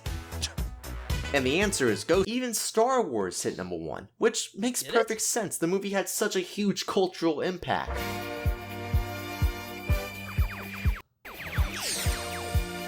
This was number 1? The song does get kind of foolish. I don't think this is the right movie. So it wasn't a song from John Williams' iconic score from the movie, I kinda like but that. rather another disco remix. Oh, they're cowboys now. Oh, That's hell a yeah. choice. We got to the cowboy planet. Let's go! What you're playing No Man's Sky and you land on this planet. What do? I establish a base, I think. I'm playing Starfield and I land on the Cantina planet. I'm chilling. But there is one song at the disco duck level of absurdity. Orbital Strike? And even better, it's I from block. a critically acclaimed artist. Thanks, Bat Byman, Dance by Dixieman. Prince. Thank Prince you. wrote, performed, and produced the soundtrack for the... Like a Six Flags performance. Yeah, I this didn't know is Prince did the Batman soundtrack. definitely not the right movie. The Bat Dance. You know, I thought Prince was like, maybe I'm wrong here. I don't follow Prince's discography. I thought he was like an artist of like renown and like I thought he was like an artist's artist, right? He was. I didn't think he would take a sponsor bag. He was also a nerd. Okay, all right. I mean, I guess I'm not, you know, shitting on Prince. God rest his soul, right? I just thought he was too pretentious to do something like take the sponsor bag. He just really liked Batman. Okay. It also feels like two Batman songs... wasn't popular back then. You guys don't understand. Like superhero shit wasn't that popular. It's not like it was now. Batman's popular, obviously, because it's Batman, but like back then, it was different. In one, starting with the heart rate has finally lowered. Going It to hits deep you with the cuts. dance beat again. Oh no, Two-Face is back. A little Bring fun back Vicky fact, Vale. my headphones died in the library when this song... Coney, what are you talking about? A time period you didn't fucking live through, okay? Every time I bring up what things used to be like, nuh-uh, actually, because Batman 2 came out in 1992, and it was the biggest box office of June. Yeah, everybody fucking hated it. You weren't around for it. I'm telling you what it was like. said, oh yeah, I want to bust... You're actually so old, it's pissing me off. And you're still here, listening to my stories. that body right. And I felt genuine fear. If you leave, I'll die of loneliness. I'm at the nursing home right now, and you're my grandson. Just leave, and so I can die. The nursing home people will abuse me, and I'll be sat in my chair, and I will perish, okay? Just get the fuck out of here. All right, the people are back from the ads. Hey, thanks for sticking around. If you don't want ads, subscribe with Twitch Prime. I need a new audience. Everybody else is leaving. Yes, these songs are classics, but they are still anomalies in their own right. Wild guilt trip, Coney. Yeah, if you guys don't stay in this stream, I will die. I'll just rot in this chair. Holiday songs are now I promoted still go live at the same time. I just have sores all over. every December, and I'm not complaining. Christmas songs always bring out the holiday spirit. Only 3 Christmas songs have hit number 1, and 2... All I Want for Christmas. I bet Christmas Shoes probably hit number 1. That shit was mad sentimental. Last Christmas? White Christmas, you think? It's got to be something from the 60s. I don't think Last Christmas hit number 1. Rudolph? I don't think so. No, Rudolph was invented by Montgomery Ward. 2 of them were long The Grinch? Oh, maybe. I don't think so. after they were released. All I Want for Christmas Is You by Mariah Carey Right. charted in 2019 after it was released in 1994, Yeah. 25 years later. Rockin' Around the Christmas Tree by Brenda Lee charted in 2023 after it was released in 1960. That's where she very rudely asks for pie. I remember that one. 64. I hate that 60 one. years later. Actual fun fact, she was 13 when she recorded that song. That's impressive. 13-year-old sounded like that back then? How much was she smoking? Jesus Christ, dude. The only music I recorded when I was 13 That's were not a fun fact at all. Oh my god. 8th grade band concerts, and those videos should never see the light of day. Now, other Christmas songs were debatably #1, but the chart was horrifying fact. Still not formalized, so you can't really call it official. However, there was one more song that hit #1 for Christmas the year it was released. It's not Grinch, right? The Chipmunk song. The worst Christmas song. This song is only popular because it's not the worst Christmas song. That's Crabs for Christmas. It was one of the first ones to ask, hey, what happens if we speed up the recording? There's no holiday charm here, just a dysfunctional family. Dad's already yelling at Alvin, and oh look, they're getting Jackson 5'd. Frankly, I'm not feeling holly or jolly. This is one of the most poorly aged, pompous, holiday songs. And something about 1958 made this the most popular thing ever. Because this doesn't just stop at Christmas. Oh no. They also made a Halloween song. And then the witch doctor, he told me what to Didn't they? Is this offensive? do. He said that. Alvin? Alvin, can you speak up? Monster Mash also hit #1, but that's not a surprise. It was a graveyard smash. But this... That's so stupid. I don't know why. It's the fucking delivery. This guy fucking rules. This is so stupid. I fucking love this guy. Scary. This could have been a larger trend. Sure. Okay. I feel like the chipmunk thing is like so. But I'm fascinated by people who find a gimmick and then ride with it until they die, right? Again, like the duck guy, or like, hey, what if we sped up this radio, and then they're listening to it like in the studio, and they're looking at each other like, we're all gonna be fucking millionaires because they just put a record on faster. You know what I mean? Like you could just do that, and I feel like people still do it now, right? Like somebody finds like a TikTok out, like the fucking Costco guys. The Costco guys just stumble onto like sudden fame. And now they're fucking billionaires, I assume. I don't know. It just happens. Ice Spice just be rapping about poop and shaking her ass over and over for like 8 years, and people still watch that shit. It's just she found her thing. It's the same as the Chipmunks, right? It's fascinating to me, man. Alvin, and oh look, they're getting the most. No. They also made a Halloween. Monster Mash also hit. I told this before, but I think this is a very funny story, so I'm going to tell it again. I listened to Monster Mash one time during Halloween for my kid, and then my Spotify DJ was like, this motherfucker loves loves Halloween music. So he kept putting on like skeleton songs and old 50s doo-wop, like the Wolfman came down the street. Like, it's just, I don't want to listen to that, dude. Hit #1. Bone music. Yeah, this guy, this guy was like, this dude loves scary music. That's not a surprise. It was a graveyard smash. But this is scary. This could have been a larger trend.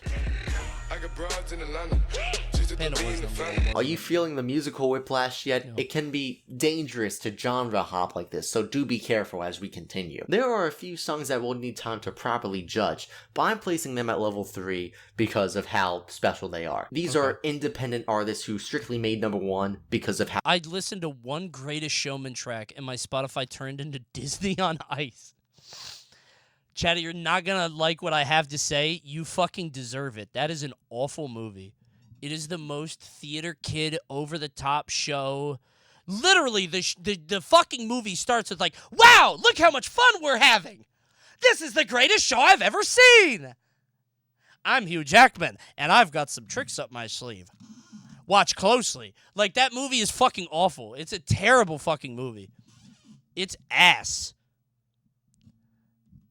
But Mal put on Pitch Perfect today. Again, I don't know how to describe this, and I don't mean to, this is going to sound very strange. I don't want to sound misogynistic. I'm not. Pitch Perfect is the most, like, has the most female energy of any movie I've ever watched. Not in a bad way, in the same way that 300 is the male power fantasy of, like, cutting down, you know, using your extreme combat competency to fight for the things you believe in and your convictions. It's like the same Batman violence kind of thing, right? Pitch Perfect is like, that bitch doesn't think that I can sing. I'll show her. I don't know how to put, I don't know how to express the feminine energy in the movie. It's hard to explain. You have to see the movie to get it. Pitch Perfect is 300 for women. I'm not joking. I'm not joking. Watch the movie. I swear to God. It's kind of rom-com-y. You have to see the movie. They're called chick flicks, Coney. It's not the same. I don't know how to describe it. It's not, because there's a very specific kind of feminine humor that permeates every pore of Pitch Perfect. There's like a cute guy romantic interest that acts really dorky, but in a cute, silly way, and he's competing with a guy with like perfect abs who's really hot, but she likes the quirky, weird, dorky guy, and he's really trying to make her laugh, but she doesn't want to laugh because she doesn't want to act too into him, but she really likes him, and I don't know how to put it, man. Like Mean Girls? No, because Mean Girls, it's not the same. Like, feminine movies are like Beaches or Steel Magnolias, or, you know what I mean? Like, Notting Hill. Like, rom-coms are one thing, Pitch Perfect is another. Even Bridesmaids. Like, Bridesmaids is a feminine comedy, but it doesn't permeate as much feminine energy as Pitch Perfect. I don't know how to describe it. Not even Legally Blonde. Not even Legally Blonde. It's not. Not Legally Blonde, not Mean Girls. I've seen all those movies. Unless you've seen Pitch Perfect, you won't get it. I'm so confused by Coney's argument here. I don't think it makes sense if you haven't seen it. There's a moment where they have like a You Got Served kind of deal where they all meet in this like this riverbank or something, and they're like, time for a singing competition. And it's an a cappella thing, and they're like, uh-oh, she's coming in with some heat. Let me fire back. And they do this a cappella thing back and forth. It's very musical theater thing, but like it's so, I don't know how to put it, man. I don't know how to, you have to see the movie. It's Glee. It's Glee. Yes, just say that. My bad. I didn't mean to 10-minute diatribe this. It's Glee. It's literally Glee. That's it. It's hard to explain. 300 for women is perfect. Genuinely, I'm not trying to be misogynistic. I'm not. I got nothing against it. It's just I watch this and I'm like, this is for the ladies, by the ladies.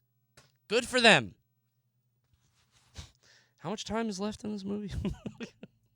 How catchy their song is. I was also... So many a cappella tracks I can listen to, you know what I mean? Like, Anna Kendrick is a fine actress, but come on.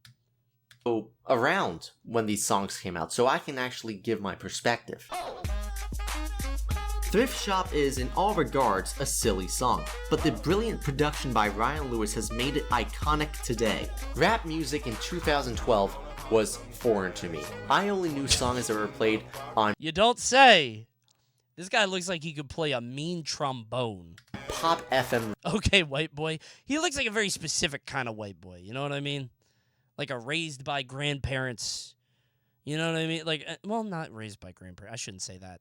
Well-off dad, though. Radio. You know? I had very little knowledge. Hey, I'm not flaming him. He's very funny, and I bet he's a cool kid. I would like to hang out with him. He's a funny dude. Of the rap scene. I thought Pitbull was the only rapper. And then Thrift Shop spread like wild. Imagine that existence. Like, damn, nobody doing it like Pitbull. He's the only one out. Fire. Malcolm Moore and Ryan Lewis became household names, and this dude is like 28, kid to me, bro. You're all kids here. They won the Grammy for the best rap album, which caused absolutely no backlash. Old Town Road. Old Town Road now has the Macklemore thing. How much of it? And I'm asking this. No, never mind. So Dumb long- question. How much of like a rap hit going number one is like very clear? Because like that was an Eminem thing. Is like he was very, you could very easily understand what he was saying. Like his diction was like dead on, and white people are like, "Oh, I get this," and also he was white. You know what I mean? I think that was like a part of it. Is like you could hear it on the radio. It's the white thing. That's what I'm saying. It's a white thing, and it's very clear to white audiences, right? It's mostly the white part. Yeah. I'm not saying you guys are trying so hard on this. No, you weren't around for Eminem. You weren't around for Eminem. Never mind. You don't get what I'm doing here. You're owning me. Okay, my bad. Longest consecutive streak. I'm just asking questions. At number 1 for 19 weeks. Lil Nas X wasn't some kid in the industry. He was just a regular guy trying to make it big. He made a country rap song for his debut single, and suddenly it takes off and he's the hottest pop sensation. Last year... Why did that go number 1? Was that the beginning of the country thing? Because country came back. Country's like back now. It's really popular. 2023, Oliver Anthony Music went number 1 when he made a song talking about... Does he have a shirt that says Goochland? I saw this song maybe 10 million times last year. I didn't notice that one time. I feel like I would remember that. I saw this all over the internet. I don't remember him wearing a Goochland shirt. Coney's got this one on repeat, huh? Hey, hold on. Stop. The current political climate. Nothing really goes viral anymore, but that went about as viral as you can get. No, that definitely went viral. It's so funny when like normal people go viral, like just somebody hits out of nowhere, and like there's this whole culture war of like, no, he's on our team. They're on our team actually. No, we get the Hawk to a girl. Here's a clip of her saying she hates Trump. Yeah, but she was at this this country singer's concert, so she's ours actually. Like, there's this weird, what does she believe thing? Just team sports stuff. When someone else makes this video in 50 years, they're gonna think that's the strangest song to hit number 1. Another one from the last 5 years. Heat Wave. The guy started a culture war and kind of immediately bowed out. By Glass Animals. He should have moved to LA and hired a management team like the Hawk Tua girl, bro. She's gonna make generational wealth. Sometimes all I think about is you. Late nights in the middle of June. This was number 1? I didn't know this song. I knew about Glass Animals from Gooey like 5 years ago. No, I knew about Gooey when I played PM. That was like 2014. Oh my God. They got this big 8 years later? That's crazy. I have been listening to Glass Animals for a while now. They are constantly on my rotation. The song had a 55-week crawl up the charts, gaining more listeners and more notoriety. For that, I am very happy. I'm never gonna gatekeep music. I always love when a small... This song is fine. Chad is just Kacharian. Bro, if tonight didn't prove that, nothing will. All they want to do is I just ask a question or try to start a discourse, and then they be posting that fucking dog at me. They always want to be talking shit. See? And there's that dog again. See? His ass is always rolling his eyes and eat my bananas. Band it's a good song. I think. I don't know. I don't like it as much as their other stuff. But is able to break... Because Chatter loves FIFA songs. ...through and find larger success. However... Get this guy who shapes his music taste around FIFA and WWE 2K. The main reason for the song's initial boost in popularity is because of a fan fiction about Minecraft YouTubers. What? This is an accepted truth, and for that I am conflicted. What? Heat Waves Minecraft. Should I watch this? Is it from Music Bat Gaming? 44,000 views. No. Probably not. Which one of these is the crazy one? I'm curious. It was about Dream. Oh. There's a few other interesting cases It was a ship between Dream and George Not Found. I remember when every other day there was a new trending Minecraft dude. He was just a kid with brown hair and a pencil neck that just... The whole internet is just like, I can't believe he said this! Yo! He said that?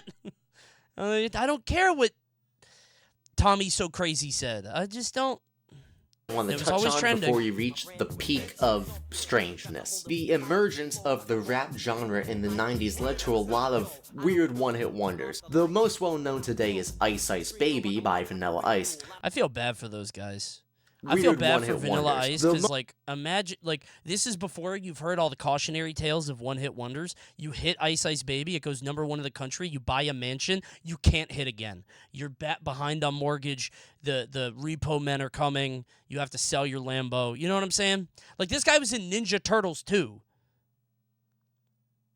I just feel like you have to have seen a Vanilla Ice to know that you're going to be a Vanilla Ice. Or like an MC Hammer, right?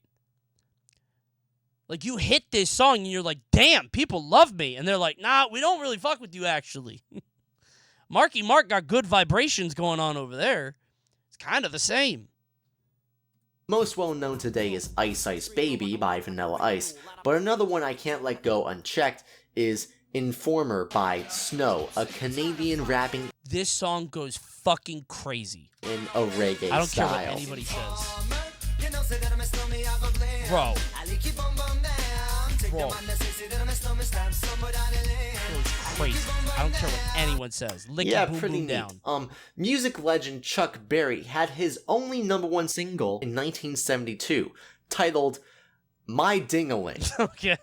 It is a 3-minute sexual innuendo. Yeah. And mama took me to Sunday school. 1972? Oh, this was like the disco duck time. They'd just be putting anything on the radio, bro. They didn't have music before the 19... Who was in the 60s? Was that Pink Floyd? They were like, hey, we tried. There was that, like, Grateful Dead. They tried Janis to teach Joplin. me the golden... Chuck Berry was a certified freak. Dude, this guy is fucking crazy. Like, I don't know how to describe it. An actual degenerate. Yes. Lover of glass tables. I don't want to get too deep into this, and I'm not trying to send you guys down an internet rabbit hole, but at some point in my internet life, Chuck Berry videos got unearthed, uncensored ones, and they're fucking weird. They were very fucking strange. I was curious. I was like, what are these Chuck Berry videos? Don't look them up. I implore you. This guy's a fucking freak. Now I'm curious. Do not. Don't make the same mistake I did. The choir It's would weird, stand man. and sing. Why is the first video Chuck Berry farts on a prostitute? Don't click on that. I told you not to do that. Sit there and play with my ding-a-ling. The Ballad of Green Berets was a patriotic tune made for the Vietnam War. My dad loves this fucking song. I'm not joking. My dad's a Green Beret. Green Beret dad, really, he feels represented, bro. He loves this shit. Yep. Not really strange for the time. Your dad is a LARPer. I know. Trust me. Listen, my dad's genuinely a Green Beret. He was trained for war and to jump out of planes, and there wasn't any war going on, and I think that makes him so fucking mad. He wants to be Rambo so fucking bad, but there wasn't a war, and he didn't get to go fight, and now he, grills in the backyard. Ain't nobody to kill. Oh, he missed the window. Too old to go to Iraq, too young to go to Vietnam. Oh, man. But even just 1 year later, kinda crazy. Rock On, sung by Michael Damian, a soap opera star right at the end of the glam rock trend. Born just in time to drive a Jeep and listen to Dave Matthews Band. I've never heard this song.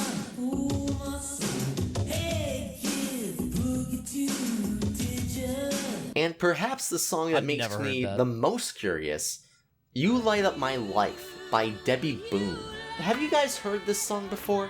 I thought I was decently cultured in 70s music, but apparently this is the largest hit of the 1970s. Dude, I didn't know about this song, and it came up during some like stream thing a long time ago, and chat like made fun of me for not knowing it. Which is how I know that you guys are always bullshitting some nonsense. Oh, you don't know that song? Just, you guys don't fucking know it either. My mom sings this song sometimes. That's cute. Local grocery store ass song. Dude, I don't know what happened to grocery store music, but it doesn't play 70s. I think grocery store music is like, will always be stuck in like mid 90s. I heard Two Princes the other day. What do remember did before you? And then right after that, oh, did I get Toyota-thoned? No, it's over. I got Two Princes into Hey Jealousy by Gin Blossoms. I'm like, dude, it's weird. Like, why are we here? My grocery store loves Dido. Why? That is not grocery music. You must go to Trader Joe's. That feels like a Trader Joe's ass thing. I'm going to the Food Lion or the Safeway. Grocery store music is just covers of pop songs from 5 years ago. That sounds like a poor grocery store that has like acoustic cover playlist on Spotify. That doesn't sound like I feel like regular grocery stores pay for the licensing. I don't know covers. I don't never hear no covers.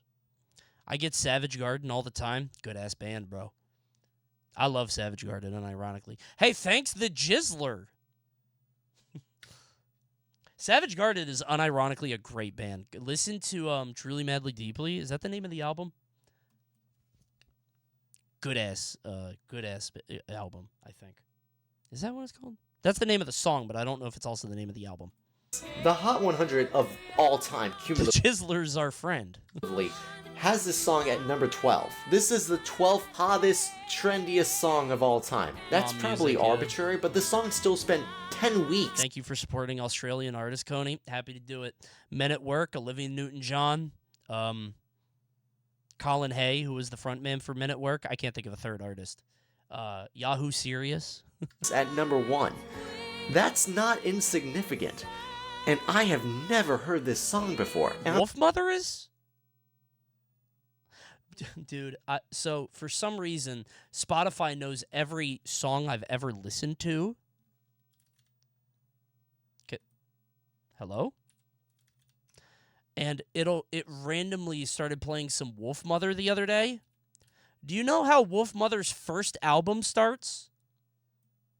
Is that their only album? No, it's their first album. I listened to this when I was younger.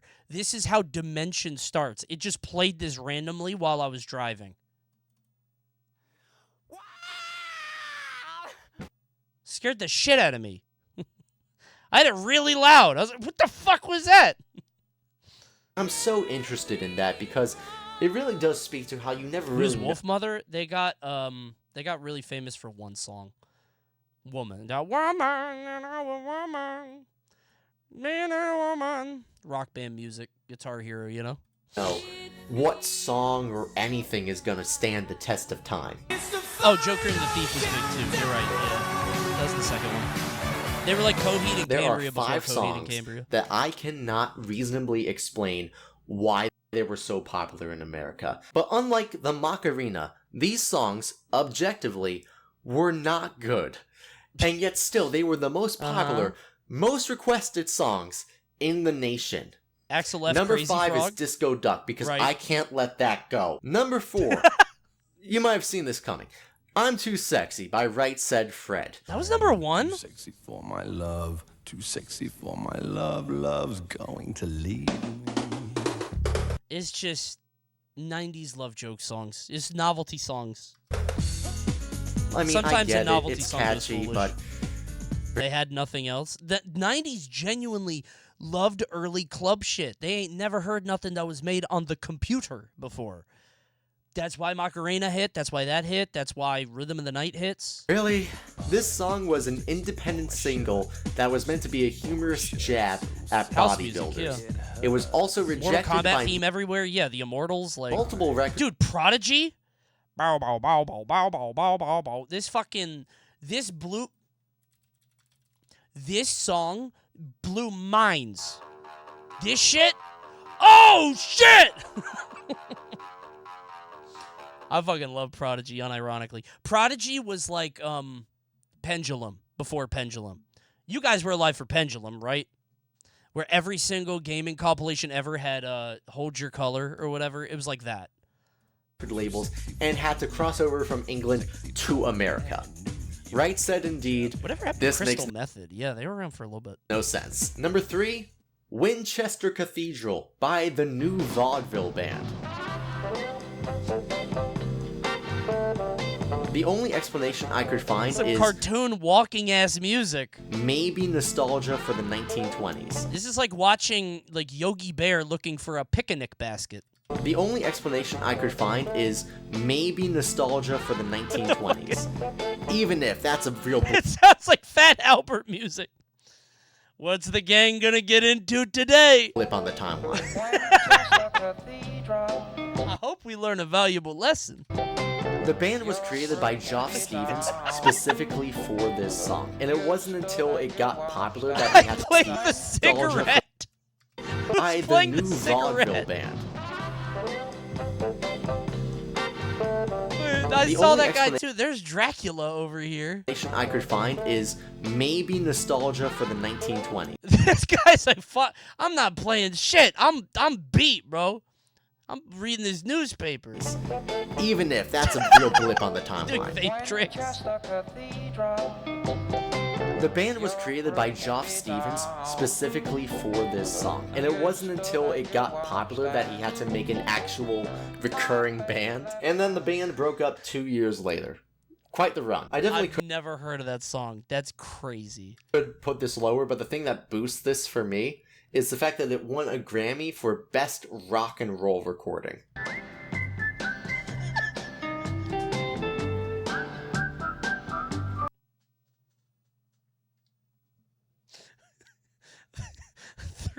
Three men whistling into the same microphone.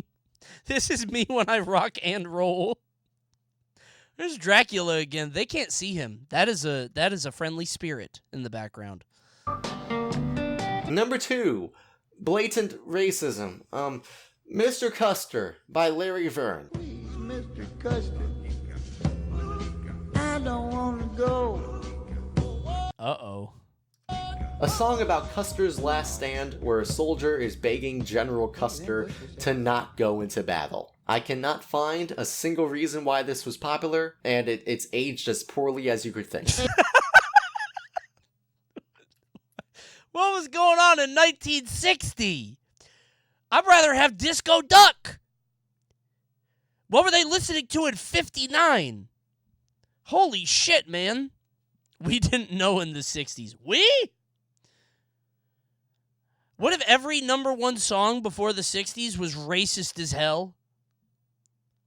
Like every number, and then as soon as they started tracking their, oh shit, we gotta put on a duck doing silly voices.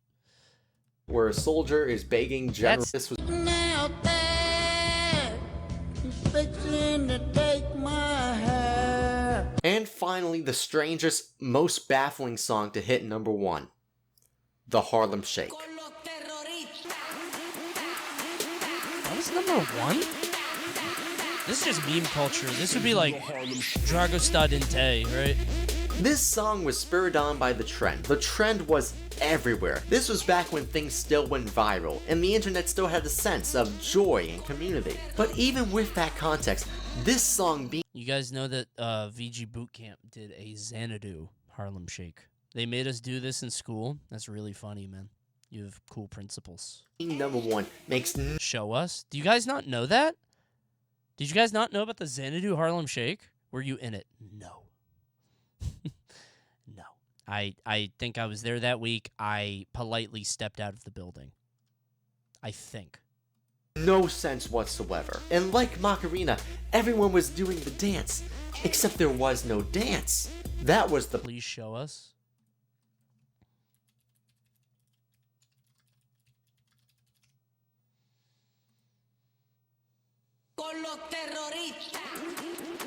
Oh, Purple Wall Xanadu, my beloved. There's Mewtwo King coming down to steal all of our money. It's a Project M night here in Laurel, Maryland. Arbutus, Maryland. There's the women's bathroom, which has been converted into a men's bathroom because there are no women present. Probably 90 people here tonight, I believe.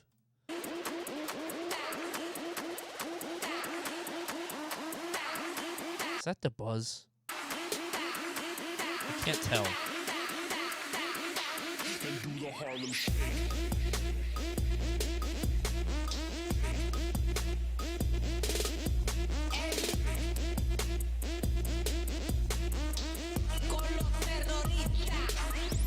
Mewtwo King still gaming, by the way.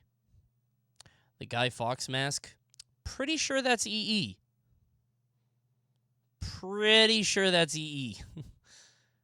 90% sure that's EE there.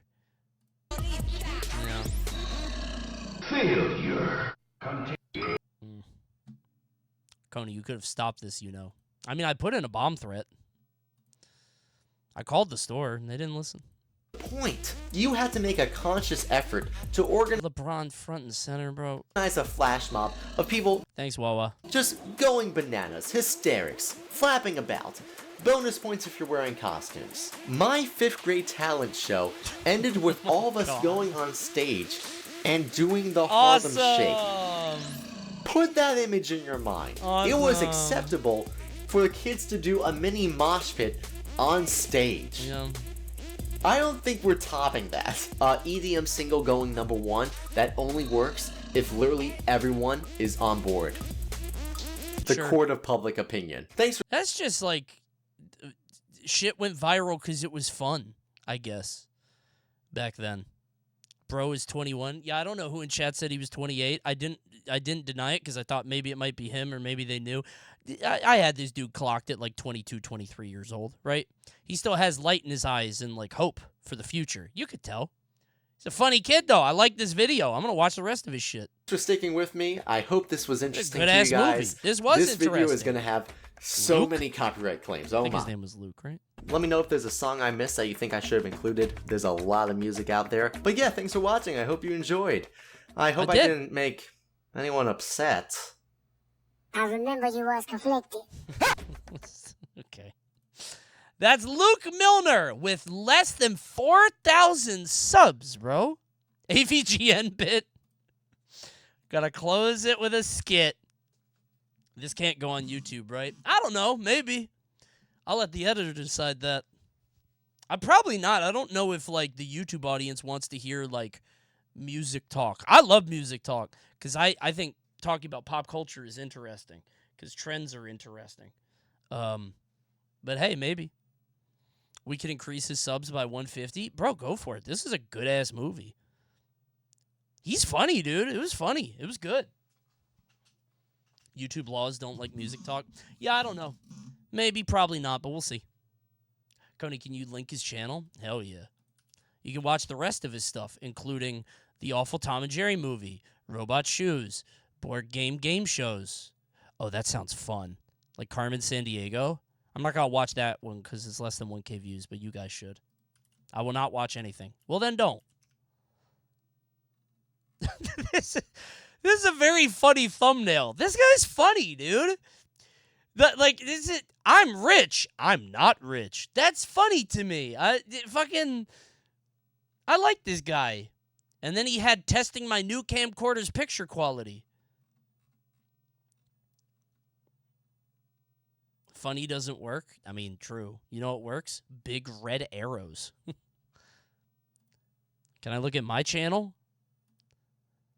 My biggest movies are big red arrows saying, real. Hey, they love that red arrow. Usually Vince comes up with the thumbnail, but I came up with this one and I made it myself, and I'm very proud of it. The May yelling. I'm very proud of that one. I can't believe this one. People are clicking on this thumbnail. I mean, it's a good movie, but... Should I click on this link? Hey, my gameplay is improving. What the hell? Hell yeah, I'm the GOAT. Yeah, is how it goes. Pretty much all the time. Wait, I'm the GOAT? Oh, they figured out my gimmick. Yeah, this is kind of how I feel in most games. Except I don't play a bottom tier. I feel this with, like, King, but it goes, like, here. It's like, oh, they learned the 1-2-1 grab knowledge check. Oh, now they sidestep, right? You were playing one yesterday? Yeah, but Loxodon is like, I don't think Loxodon has a gimmick. If he does, it's F-tilt, which I did not use. People were using F-tilts, but apparently you're supposed to use F-tilt on him, which is crazy. So, Coney, watch this movie. Hold on. A lot of farts?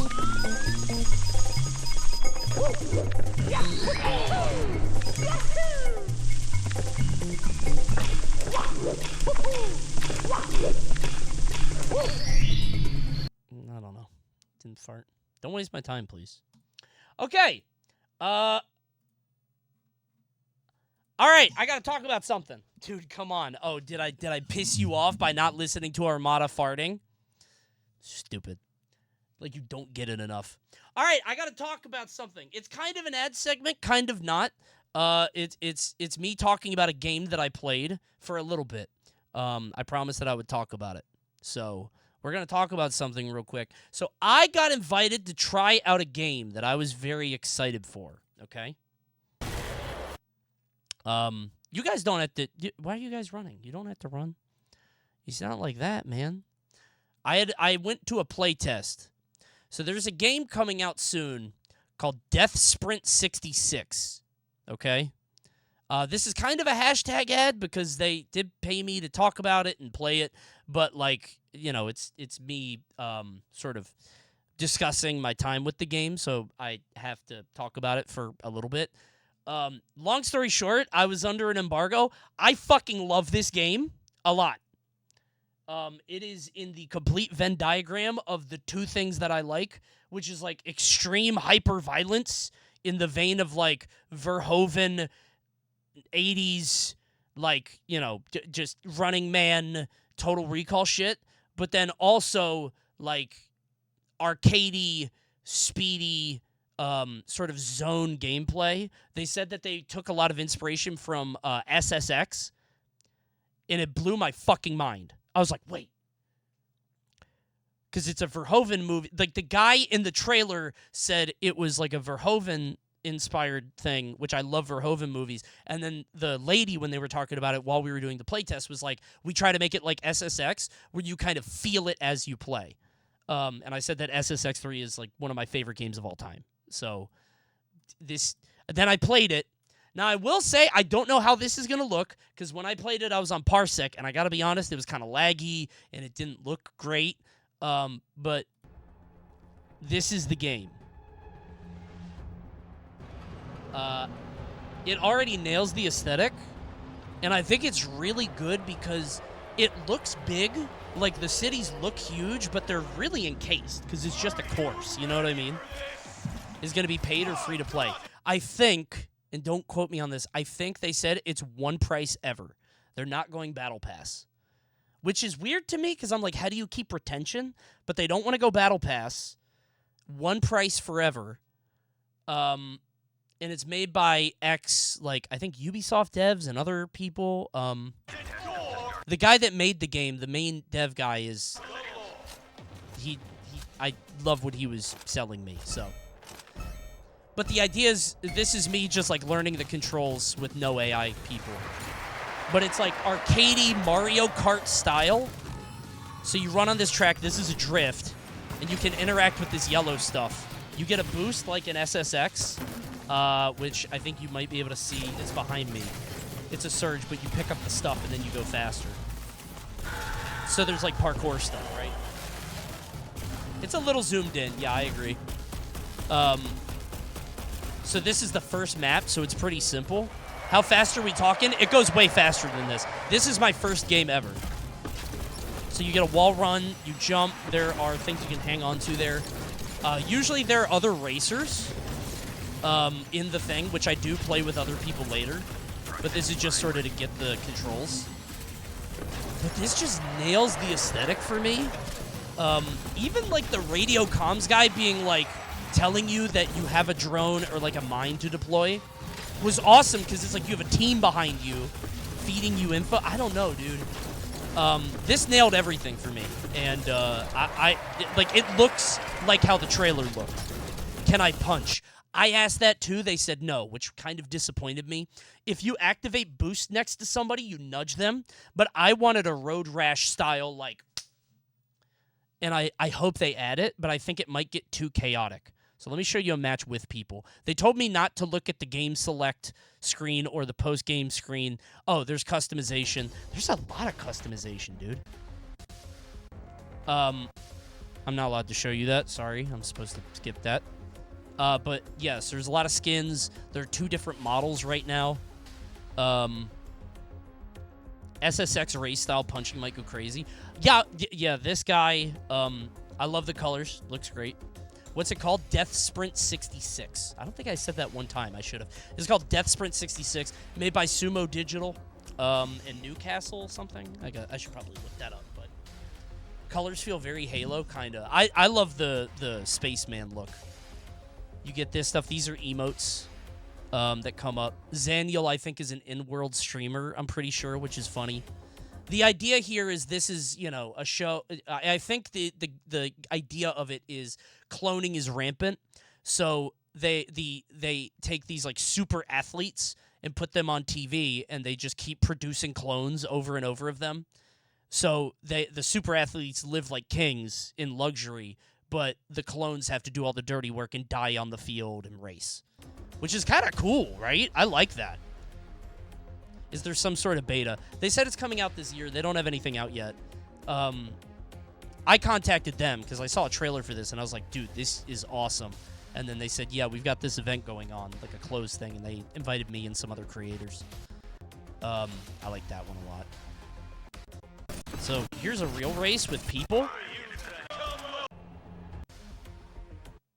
So this is 8 people. Different track, too. So there's a gore element that they didn't have in this, where it's like, if you run into one of these spikes or something, your body parts go all over the place. If like your head can roll off and somebody else can kick it down the field. Just like pieces everywhere. They don't have it yet. PvP or Twitter users? PvP. These are other people. So like other people's body parts can be like interacted with in that way. Does it make me a weak corporate shill that I like Battle Pass economy in games now? No, I like it too. I'm genuinely a little worried about it because like, you know, the guy said that they're ex-devs from Ubisoft, and I really liked Roller Champions, but making a fun game is not enough. How do you? There's a playtest button on Steam. Oh wait, word. They're designed to make you addicted. Well, it's. You kind of need that to keep playing a game now. Not a single-player game, right? How do you keep people coming back if it doesn't keep you addicted? My ass is requesting access. Similar to Forza Horizon and the Texas Chainsaw Massacre. Thank you.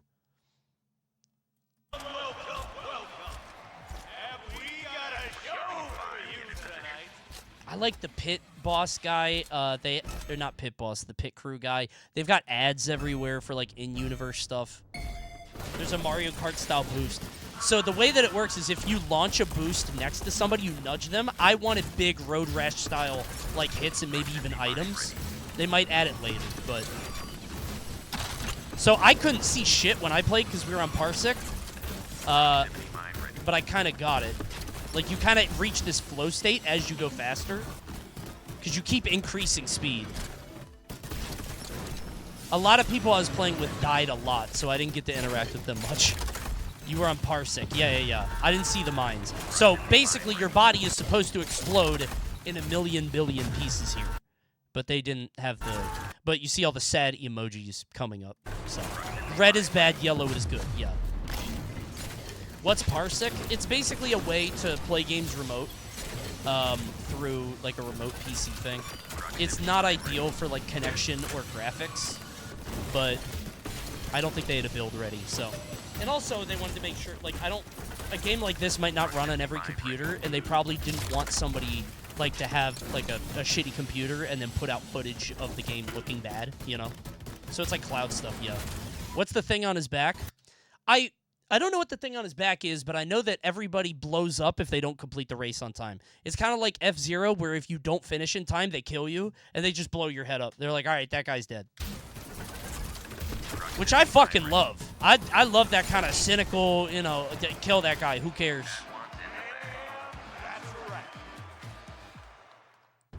Yeah, I didn't get to interact. Oh, yeah, here it is. So once somebody finishes, you have 23 seconds. Oh, here's Zaniel404 with live commentary.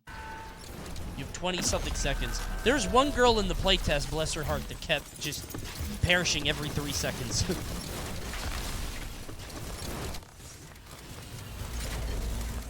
But I think everybody finished. Oh, maybe. No, this guy's not finishing. Yeah. This guy's dead. Yeah. Yeah. So you build up speed as you go, interacting with stuff, jumping, that kind of thing. So. I'm not allowed to show the post-game things. But there's a bunch of different maps. This map was fucked up, actually. This one didn't really work. I think it's just there's so many visual elements going on. I couldn't see anything. Is it fun? Extremely. When it works, this fucking rules. Like, it's insane because... Like, I could see the flow state happening. It's hard to tap into on Parsec because, you know, obviously you can't quite get fully into it because everything looks a little weird or whatever.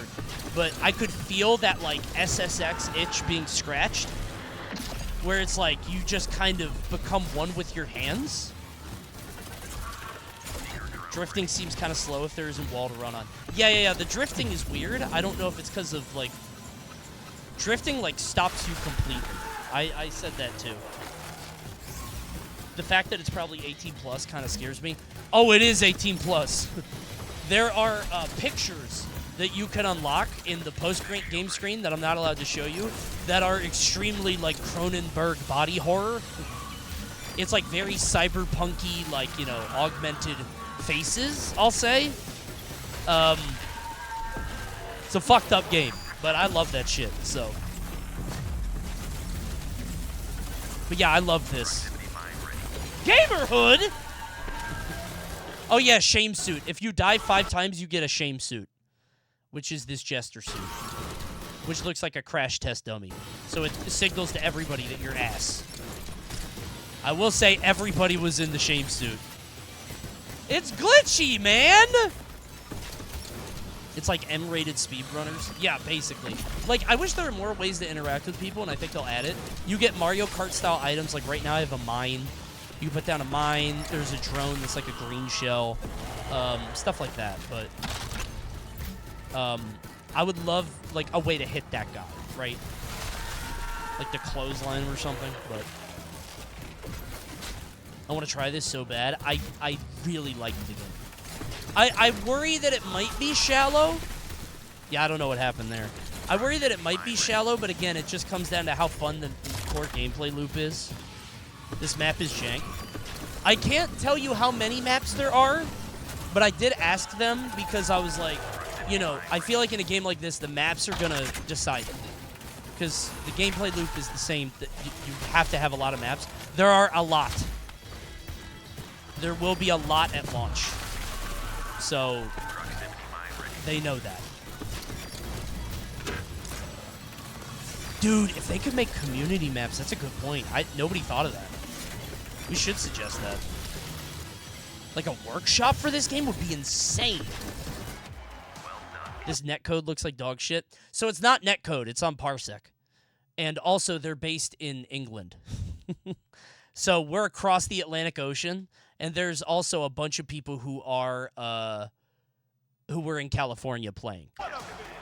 So it's like high ping, you know, it's just, there's a lot of issues. Also, the thing could say that you fucked up, just straight up like that. You could just, that guy fucked up.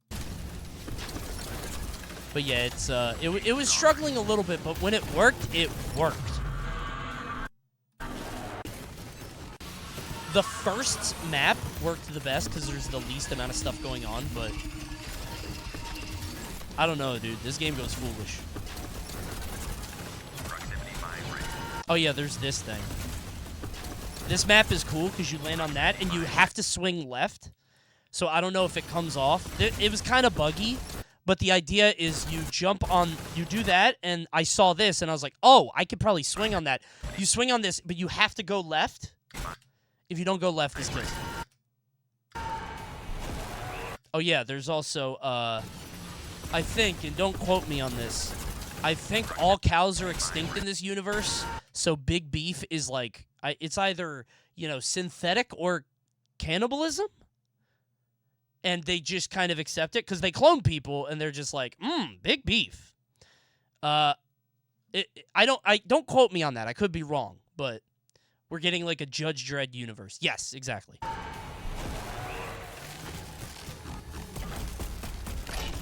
Yeah, I keep trying to nail that jump.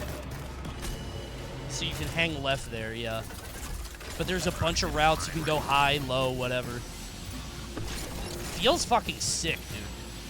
It really does. The universe seems sick. Yeah, I feel like to nail it, like, nailing this aesthetic is half of the challenge. And they really do, man. Like, I don't know. I love this.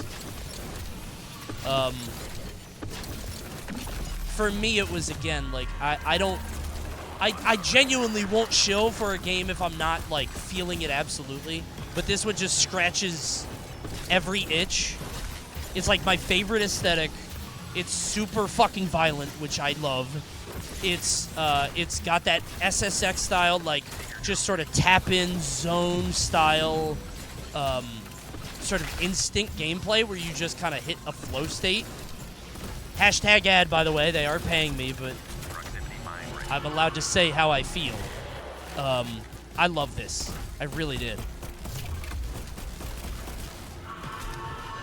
It's so cool. And, like, if they can add more touches, like, one of my favorite things about SSX3 is that the runners will talk shit to each other.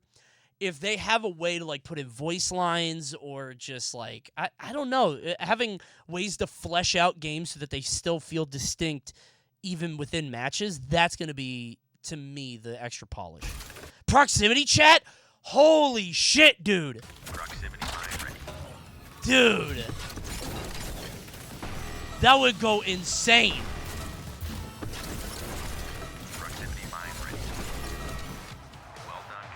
Yeah, I want to be able to hit people. They added the boost mechanic. Maybe they'll add it later, but oops. Not allowed to show you the after result screen. Yeah, you get this stuff. I think I could show you this. This is an after cam. So there's Death, Glory, Style. These are 3 different level things. You unlock different cosmetics. It's not like a battle pass. You get stuff this way, I think. So. Your dog shit zoom. I would just be yelling past people, like as I'm zooming past them. Dog shit! Doppler effect fart. It'd be very fun. I would love that.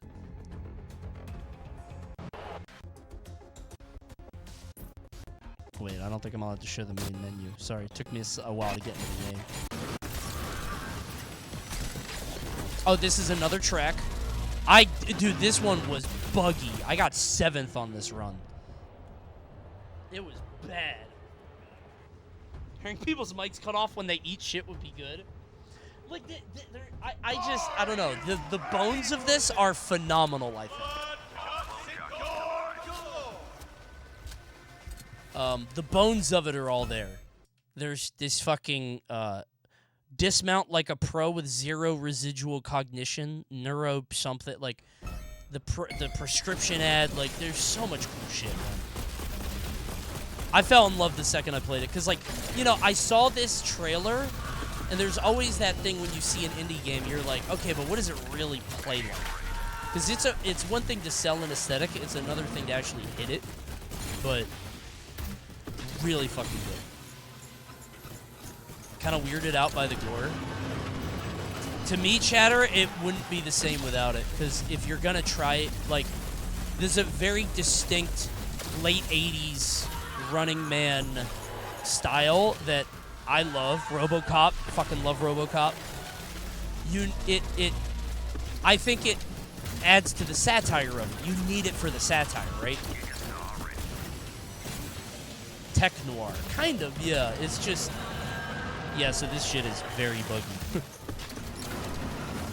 You gonna stream this game when it comes out? I don't see any gore. It's very gory. It will be.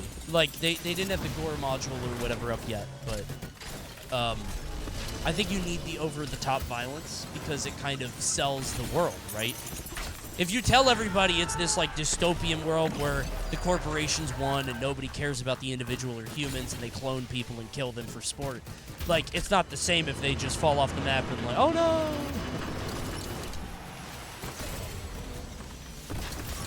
I get it, not my thing, but I can look past it if it's fun. Yeah, I totally get it, people aren't into that, too.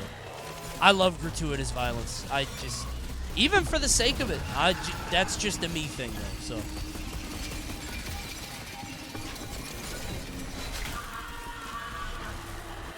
I was wondering how a racing game where you just play, like, you just run.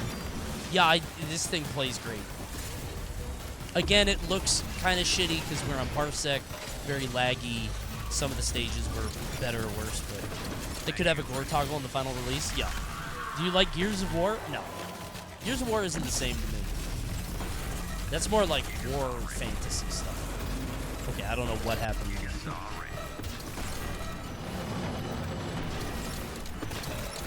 This game looks like Sonic. Don't laugh at 7th place. Out of 8, by the way. I think they had like 6 bots in this game because people disconnected, so it was just me and another dude, and I got first out of us. Okay? Is this keyboard or controller gameplay? Controller. Yeah, this is the first map, I think. Bro, I'm nice at the first map. It's very simple. You just hit the fucking yoop, bounce off the top, land on the ground. What killed me? Oh, I got seekered. Drone. Okay.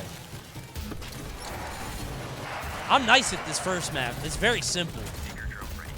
I had a line, bro, and I was hitting. Red shell? Yeah, I think that's the secret mode. That did not hit me. Did not hit me. Oh, this also had a bug where if you die there, if you don't hold left, you just keep falling into the juice. I figured it out pretty quick. I was like, oh, I just touched the wall. But a lot of people were like, had to call in people. They're like, hey, what do I do? I'm bugged out. What do I do? They were stuck there like the whole race.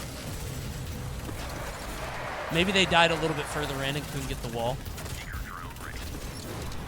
You need simple maps to complement the difficult ones. Dude, I think so too. I think it's cool to have simple maps because then it's like you could specialize in the very easy but optimizable.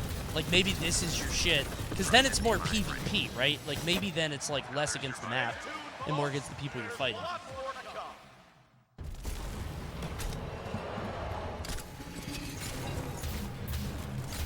Anyway, the rest of this is kind of more of the same.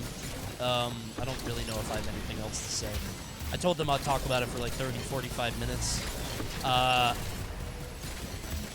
Yeah, I think I've said everything I need. Like, it is how it looks.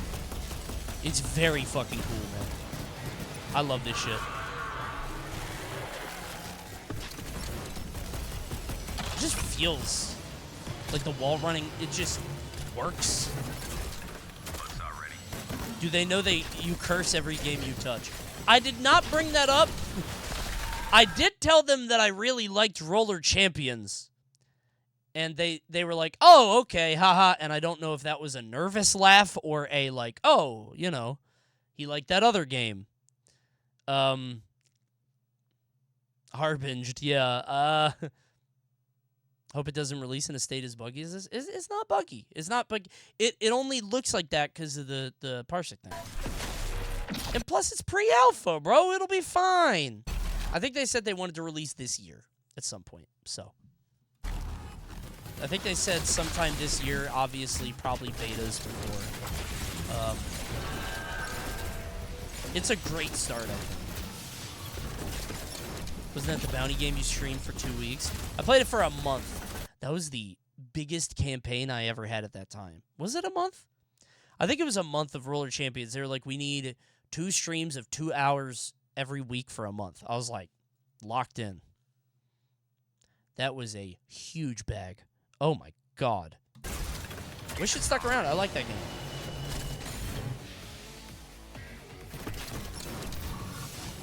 Favorite streams to this day. Really?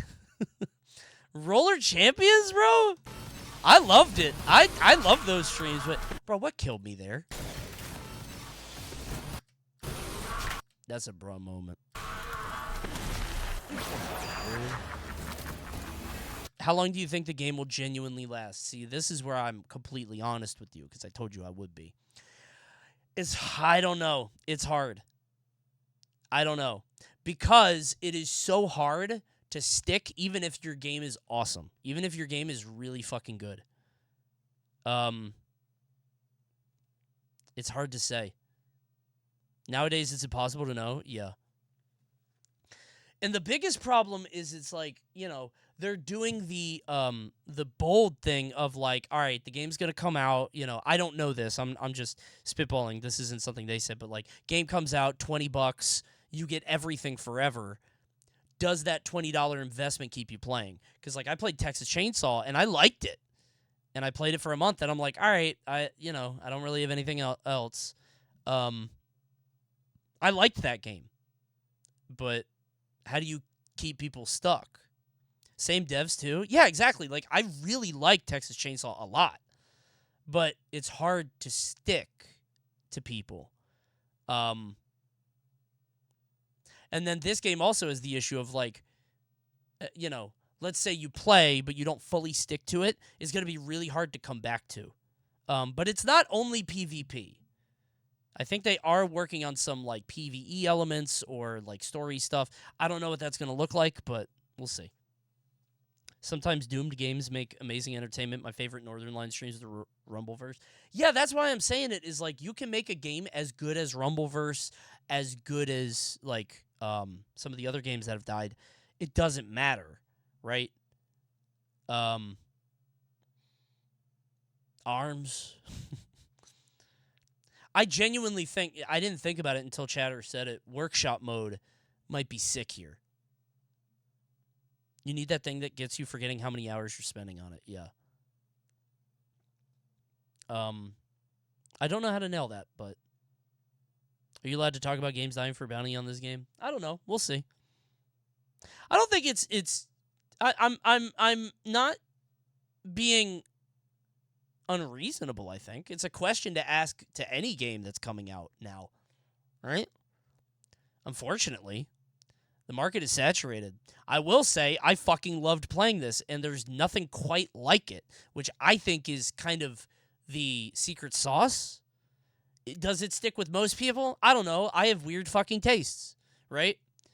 I think Texas Chainsaw, as good as it was, felt kind of like Friday the 13th, a little Dead by Daylight-y, right? It kind of mixes all these elements, but this feels distinct. Obviously, has SSX influence, has Sonic influence, whatever, speedrunners. But, like, there's nothing on the market exactly like this. So, I like it. I can see lap times like Trackmania.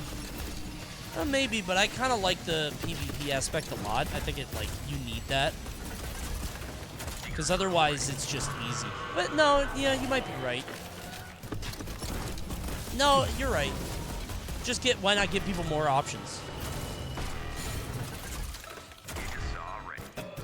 Gameplay looks good. Graphically, it looks like a 3D Mark benchmark. Needs some touch-up? Sure, yeah. Yeah, it'll get there. I think you get the idea they're going for, the world they're building with this, which is great. So. I like to play this game and focus on the speed rather than PvP. I feel that.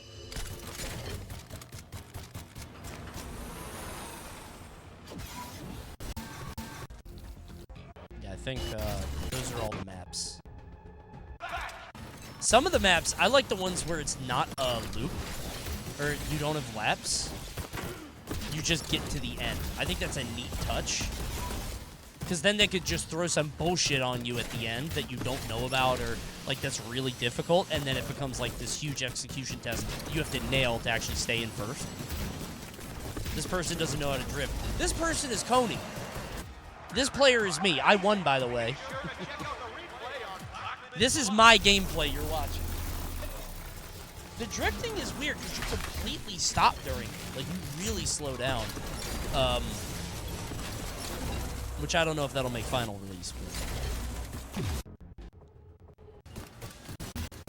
But yeah, there are a lot of maps. I'm not allowed to tell you how many or what they told me, obviously. Here's the first one again. Bro, I am nice at this first map.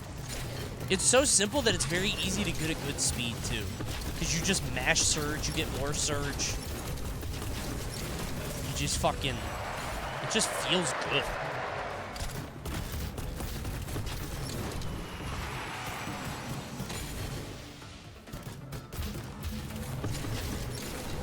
First map looks stupid easy. It is. I love that, though. Taught me the game easily. Parsec wasn't chugging out. Dumb nitpick that doesn't matter, but I wish the running animation looked a little more powerful. Yeah, I get that. Maybe that's something they'll touch up.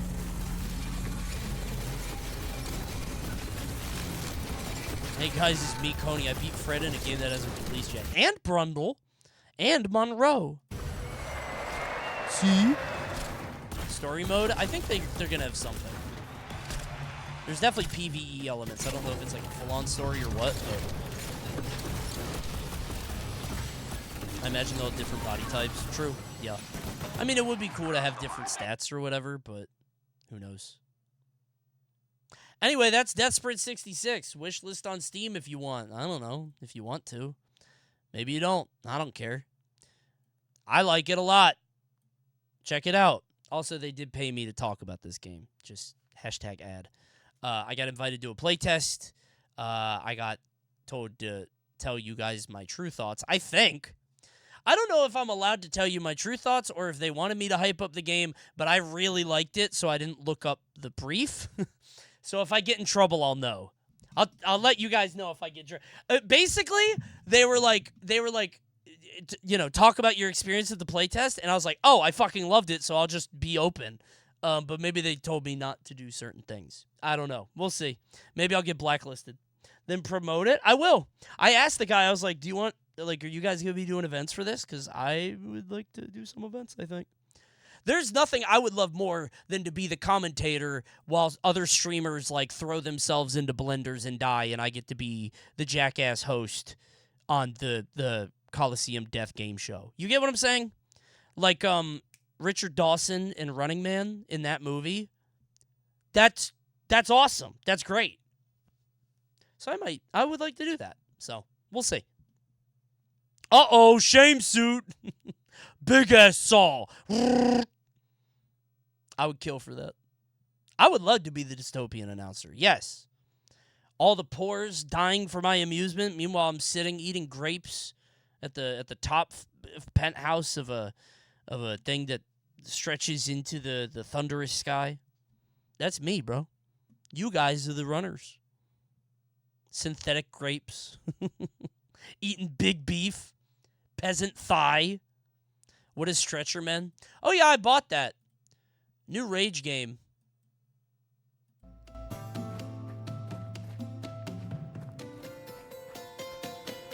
I don't know. I was like, it looks kind of funny. Oh, no. Oh, shit. Hold on. I got something to reward you guys for sticking around for the ad and the end of the stream. There's something I forgot to do. I'm serious, by the way.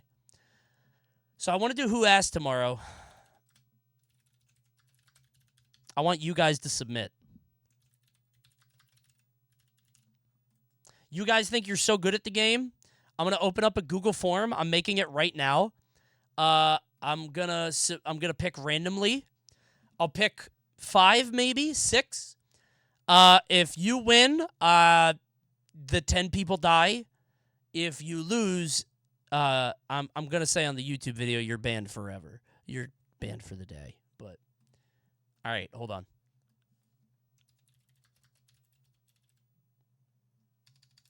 How do I do untitled question?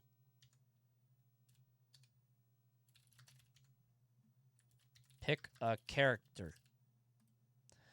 Short answer. We'll do that. Chat name. Name in Twitch chat. We'll do that. And then, what character? I don't know if I'm allowed to show you the URL, so I'm just going to make it like this.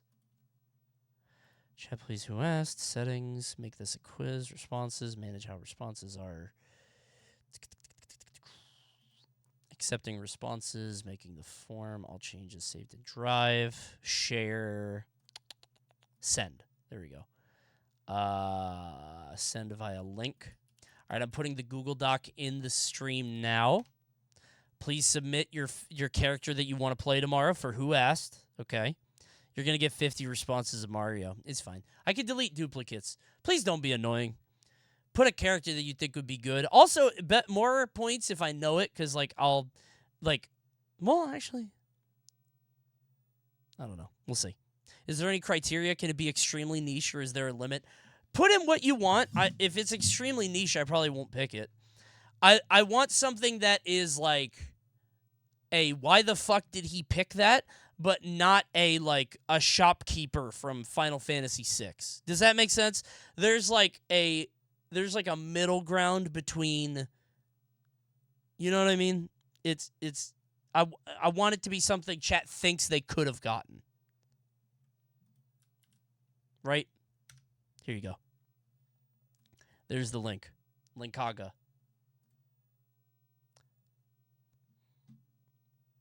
A why did he pick that and not who the fuck is that? Well, you could do a who is that, but if it's a who is that, make it from a popular game and not like a like a JRPG game with like a million characters that, like, you know what I mean? I want to see if you guys can use your content brains here. When I play Shitty Genie, when I play Who Asked, when I do this shit, I'm genuinely trying to, like, hit this sweet spot between, like, I don't want it to be stupid, you know? How funny can we be? Do your best. Oh, no, you're saying that's what you're trying to guess. Yeah, I'm trying to see if you guys can be funny here. We'll see. I'll pick 5 or 6 tomorrow, and then maybe we'll play Stretcher Men after. JRPGs are out? No, you can do JRPG. I'm saying don't make it like one side character who is like a dialogue giver for one line at the beginning of a 50-hour RPG. That's all. Let me look at the responses.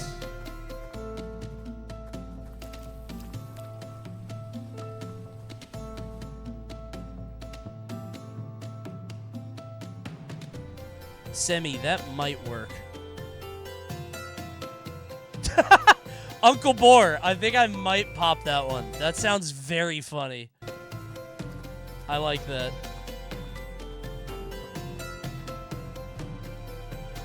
I'm gonna whitelist that. I think it might be easy, but it would be very funny. Does it have to be funny? No. Just submit one, and maybe it'll get picked, maybe it won't. I already have, like, 90 responses already. Oh, my God, 150. It keeps going up. Holy shit. Hold on, so I'm not leaking the character? Let me just show you the spreadsheet, but I'm gonna show you the, just the names. Look at this. Still filling, bro. People are going crazy.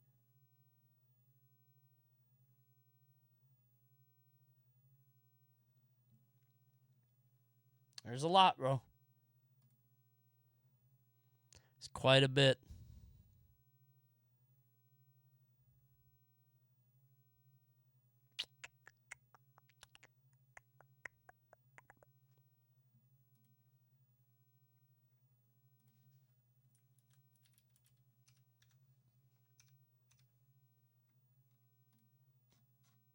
I missed the link, damn it. Here you go, I'll send it again. 1 second. Hold on.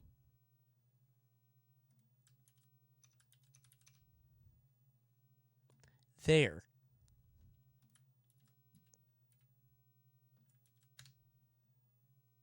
Wait.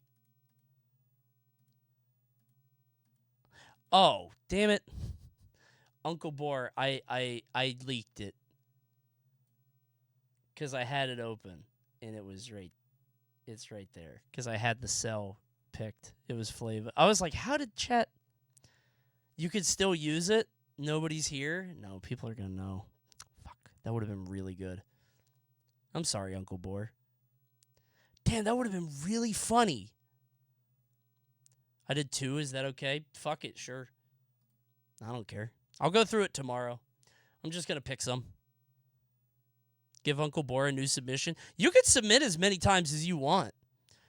Just please don't be annoying. That's all I ask. Uncle Boar, that was a really good one. I'm sorry, man. That would have been very funny. Yeah, so I'll pick from this list tomorrow. Bidoof has kind of a funny one. Mephis, that is way too easy. I kind of want to play Mephis's just so I can play it and you guys will feel like you guys will know how awful you are at this game. It's very easy. And not in like a Mario way where it's like easy and funny. It's just too easy, bro. Come on. We're up to 300 responses. Jesus. Just got here. What are we doing? So everybody that stuck around for after the ad, I have a very fun surprise. Chat submitted Who Asked tomorrow. I'm just going to pick characters from this. Joe Biden is not in NBA Jam. Stuff with Connor, so. It's Joe Biden in NBA Jam. He's not in that game. There, I did another one. All right, I'm going to tell you guys what Mephis put. Mephis put Tip Tup from Banjo-Kazooie. You would have been banned for a year. They would have gotten that in 2. Is it an animal? Yeah. What kind of animal? A turtle. Name one video game turtle. It's Tip Tup. Or the one from Sly Cooper. Oh, wait, Koopa. Bowser. I forgot. Maybe there are a couple. Bentley. That's his name. Yeah. All right, good stream. Sorry. Silent streamer. The Gamerhood is speaking. I think that goes off every hour. Like, dead on. Thanks for watching, everybody. Normal stream tonight. Usually I go till like midnight, but I've been feeling a little sleepy lately. I don't know if it's the COVID washing over me or whatever, but I feel like I haven't been sleeping good. So, normal 3-hour stream tonight. Tomorrow's Who Asked, and then Thursday is Coin versus Rings. You guys should check that out, by the way. I think it will be fun. Ain't no way Jabroni Mike is playing Honkai Star Rail. Hashtag ad. Oh, Michael. You know what sucks? I don't know if I'm allowed to say this. Never mind. Okay, I won't say it. I almost had a big streamer I've always wanted to work with, but they didn't want to do it because it was a sponsored stream. In the Coins vs. Rings, they were like, "Oh, is it an Amazon sponsored thing?" I was like, "Yeah." They're like, I really appreciate it, but no, thank you." I was like, "Okay." I was so sad. It was not Queso. He would take that bag so fast. Come on. No, it was not anybody you guys are asking. No. Wayne Radio? No, I didn't ask Wayne Radio. I actually hit up Wayne Radio for this months ago because at first it was supposed to be in person, and I wanted him there. I was like, Amazon is giving us a bunch of money to do a Sonic vs. Mario event. That sounds very funny in person. Do you want to do that? And he's like, yeah. I was like, sick. But then when we scaled down to remote, I was like, oh, never mind. So, because I thought he would be amazing for that. So, did Cybershell ever unblock you? Yes. Listen, I didn't take it personally. I get it. If I was a Sonic fan and I saw this dumbass constantly replying and arguing with fans and stuff, I would think he was being antagonistic too. Now, I was in the right, as we all know, but was it Yakko? No. I didn't squeeze Yakko into this, unfortunately. I'm a big fan of Yakko's, but didn't quite work out. I gave a big list of people to Amazon, and Amazon picked. So, okie dokie. Thanks for watching, everybody. I hope you guys have a great evening. I'll be back tomorrow.